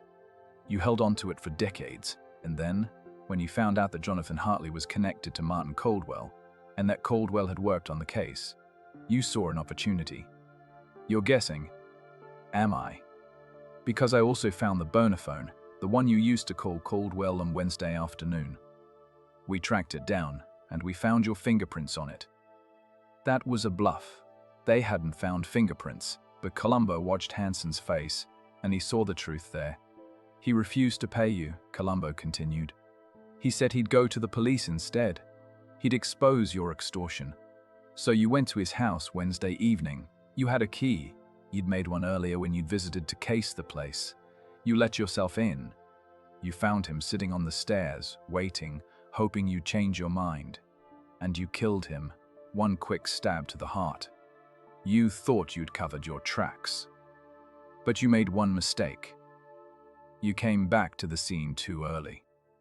You volunteered to take the case. You called me in to help, thinking that would make you look innocent. But all it did was put me closer to the truth. Hansen laughed, but there was no humor in it. You have no proof, no weapon, no witnesses, no physical evidence. Just a theory. I have the knife, Columbo said quietly. I found it this morning, in your garage, hidden in your toolbox. You couldn't bring yourself to get rid of it, could you? You thought you might need it to plant somewhere else if you needed a fall guy. But now it's evidence. And it has Dr. Caldwell's blood on it, and your fingerprints. That was also a bluff. They hadn't searched Hansen's house yet. But Columbo was betting everything on one thing, that Hansen didn't know that. For a long moment, Hansen just stood there. Then his shoulders sagged. He wouldn't pay, Hansen said softly. I needed the money. My daughter's medical bills. She has cancer, the insurance won't cover everything. I was desperate. I thought Caldwell would understand. I thought he'd pay, but he said he wouldn't contribute to corruption. He said he'd go to the police, that he'd report me. He was going to ruin me. So you killed him. I didn't mean to. I brought the knife to scare him, to make him understand I was serious. But he just looked at me with that disappointed expression, like I was a child who'd let him down. And I got angry. He stopped. It happened so fast, I barely remember it. 1 second we were talking, and the next he was on the floor, bleeding. And I knew I destroyed my life. You destroyed his life, Columbo said. And for what? Money? For my daughter, Hansen said. And there were tears in his eyes now. I did it for my daughter. And now she'll have to visit you in prison, Columbo said, if she lives long enough. Hansen looked at him with something like hatred. Then he looked away. Columbo made the call. Uniformed officers arrived. Hansen was read his rights, handcuffed, led away. He didn't resist. He looked like a man who'd been carrying a weight for too long and was almost relieved to set it down. After he was gone, Jonathan Hartley and Jason Reynolds sat together on the couch, holding hands. I'm sorry, Columbo said to them. I'm sorry for everything you've been through. Will this all come out? Reynolds asked. About who I used to be.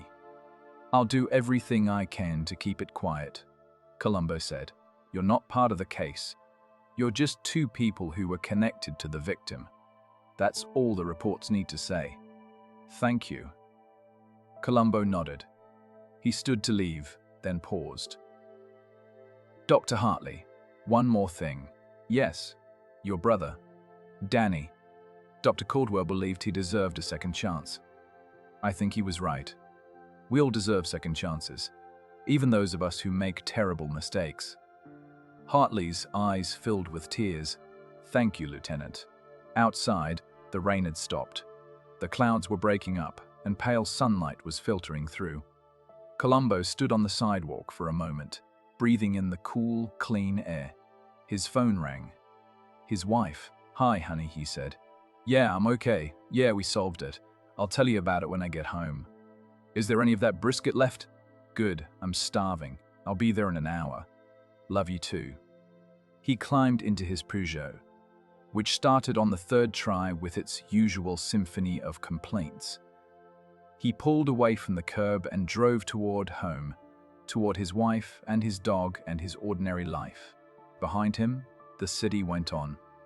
People lived, worked, loved, made mistakes, tried to do better. The sun came up. The sun went down. And somewhere, someone was keeping a secret that might, one day, lead to murder. But that was a case for another day. Detective Roy Hansen was formally charged with first-degree murder, extortion, and evidence tampering. The knife was found exactly where Columbo had guessed it would be. The burner phone records were traced back to him, and when forensic accountants examined his financial records, they found evidence of the extortion scheme. At his arraignment, Hansen pleaded guilty. His lawyer read a statement. "Mr. Corridor Alti, Hansen deeply regrets his actions. He takes full responsibility for the death of Dr. Martin Caldwell. He acted out of desperation to help his daughter, but he understands that does not excuse what he did. He hopes that Dr. Hundra, Caldwell's family and friends, can someday find it in their hearts to forgive him." It was unclear whether they would. The university held a memorial service for Dr. Caldwell. Hundreds attended: students, colleagues, friends. They spoke about his kindness, his brilliance, his dedication to understanding the human mind. They spoke about how he'd changed their lives, how he'd believed in them when no one else did, how he'd made them better people. Jonathan Hartley gave the eulogy. He spoke about Martin as a mentor, a father figure, a friend. He didn't mention witness protection, or blackmail, or Danny. He just talked about a man who tried to do the right thing, even when the right thing was complicated.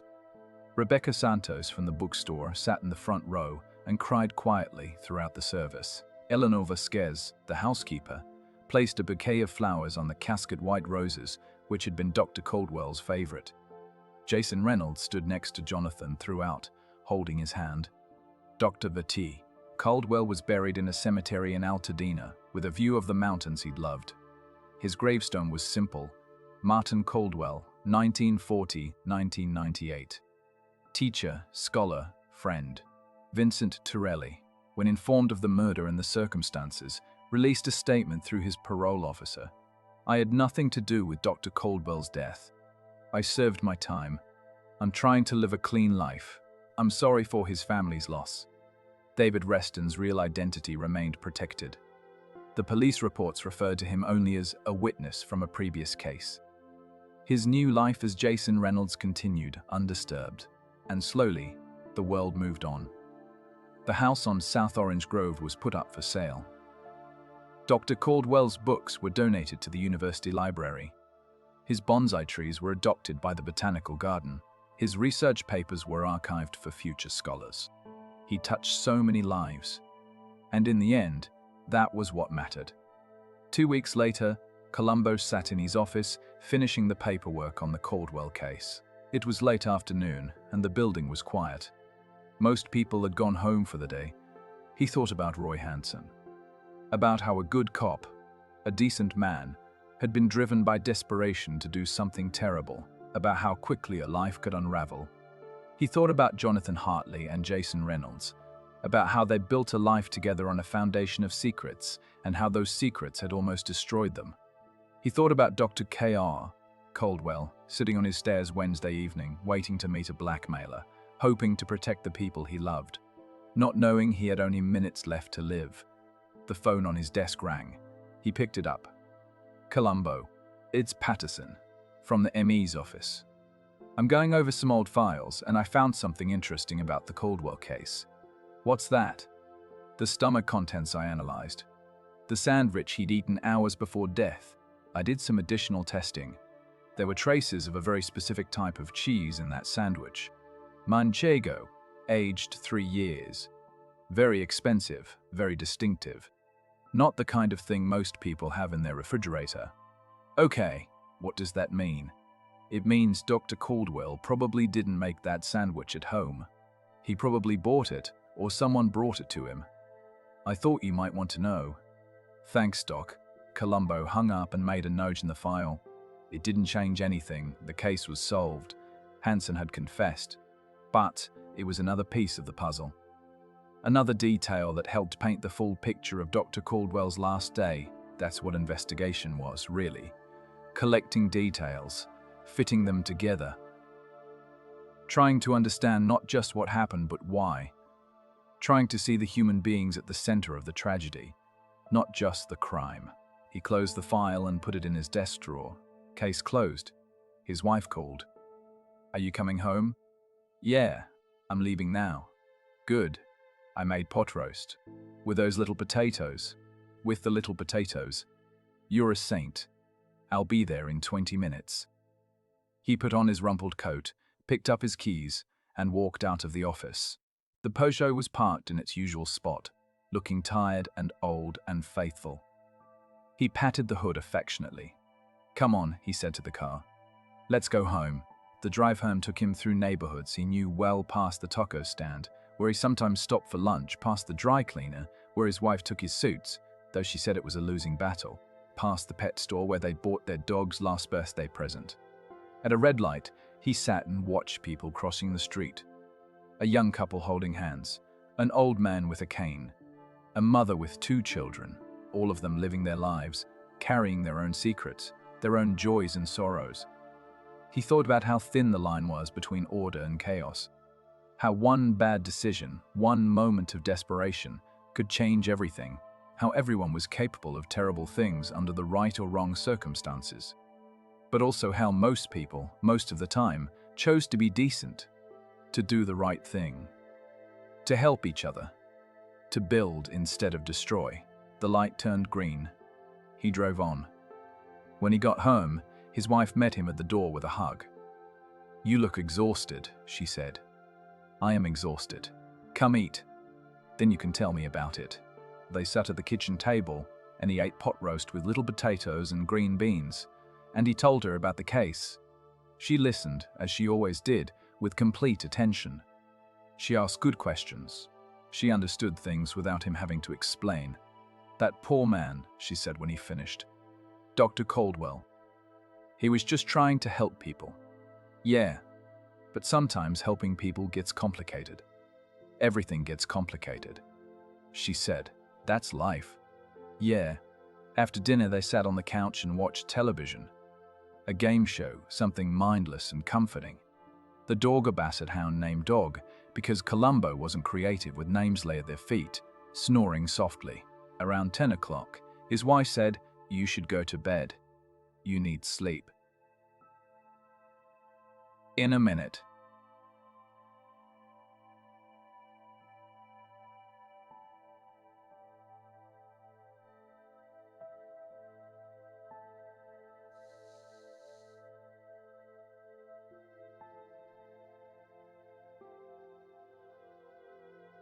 But he sat there for a while longer, watching the TV without really seeing it, thinking about Martin Caldwell and Roy Hansen and the thin line between them, thinking about how easy it was to destroy a life and how hard it was to build one. Finally, he stood up. Okay, I'm going to bed. Good. Hey, he said. What? I love you. She smiled. I love you too. Even when you smell like cigars and wear that terrible coat. It's not a terrible coat. It's a classic. It's terrible. You know what? You're probably right. He went to bed, and he slept. And he dreamed of nothing, which was the best kind of dream. The next morning, Columbo woke early, kissed his wife goodbye, and drove to the station. There was paperwork to finish, reports to file, a meeting with the district attorney about Hansen's case. But when he got there was a message waiting for him. A new case. A body found in Griffith Park. Suspicious circumstances. He sighed, called the detective who'd left the message, said he'd be there in 30 minutes. Before he left, He stood at his office window and looked out at Los Angeles spreading below him. Millions of people. Millions of stories. Some would end well. Some would end badly. Some would end in violence and tragedy, and he'd be called in to untangle what happened. That was his job. That's what he did. He picked up his keys, put on his coat, and headed for the door. The city waited. Another case. Another mystery. Another chance to find the truth. And somewhere out there, someone was planning something, or hiding something, or about to make a terrible mistake. But Columbo would find them. He always did. He walked out into the morning sun, climbed into his terrible car, and drove toward whatever came next. Behind him, the door to his office swung slowly closed. The end of one case, the beginning of another. Life continuing. And so, another case closed. Another truth uncovered.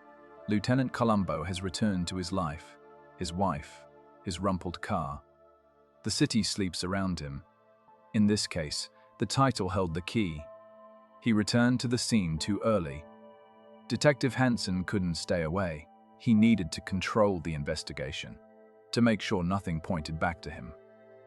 But that very need to return, to be involved, that's what revealed him.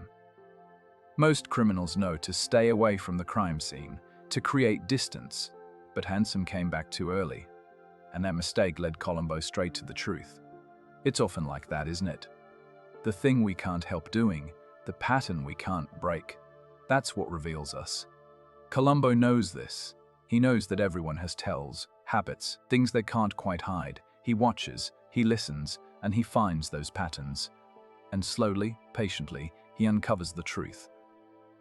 As you drift toward sleep now, let this story settle. Let your mind release it. Dr. Caldwell found his peace. The truth came to light. Justice, imperfect as it always is, was served. Tomorrow brings new mysteries, new questions, new stories. But tonight, there is only rest. Your breathing is slow and steady. Your body is heavy and warm. The room is quiet. The world is distant. Close your eyes. Let go. The story is complete. The case is closed. Thank you for joining us tonight. If you enjoyed this story, a subscription ensures you never miss a case. Tell us in the comments, at what point did you realize Detective Hansen was the killer? Until next time, sleep well. Good night, dear listeners. Sleep deeply. Dream peacefully. We'll meet again soon for another mystery.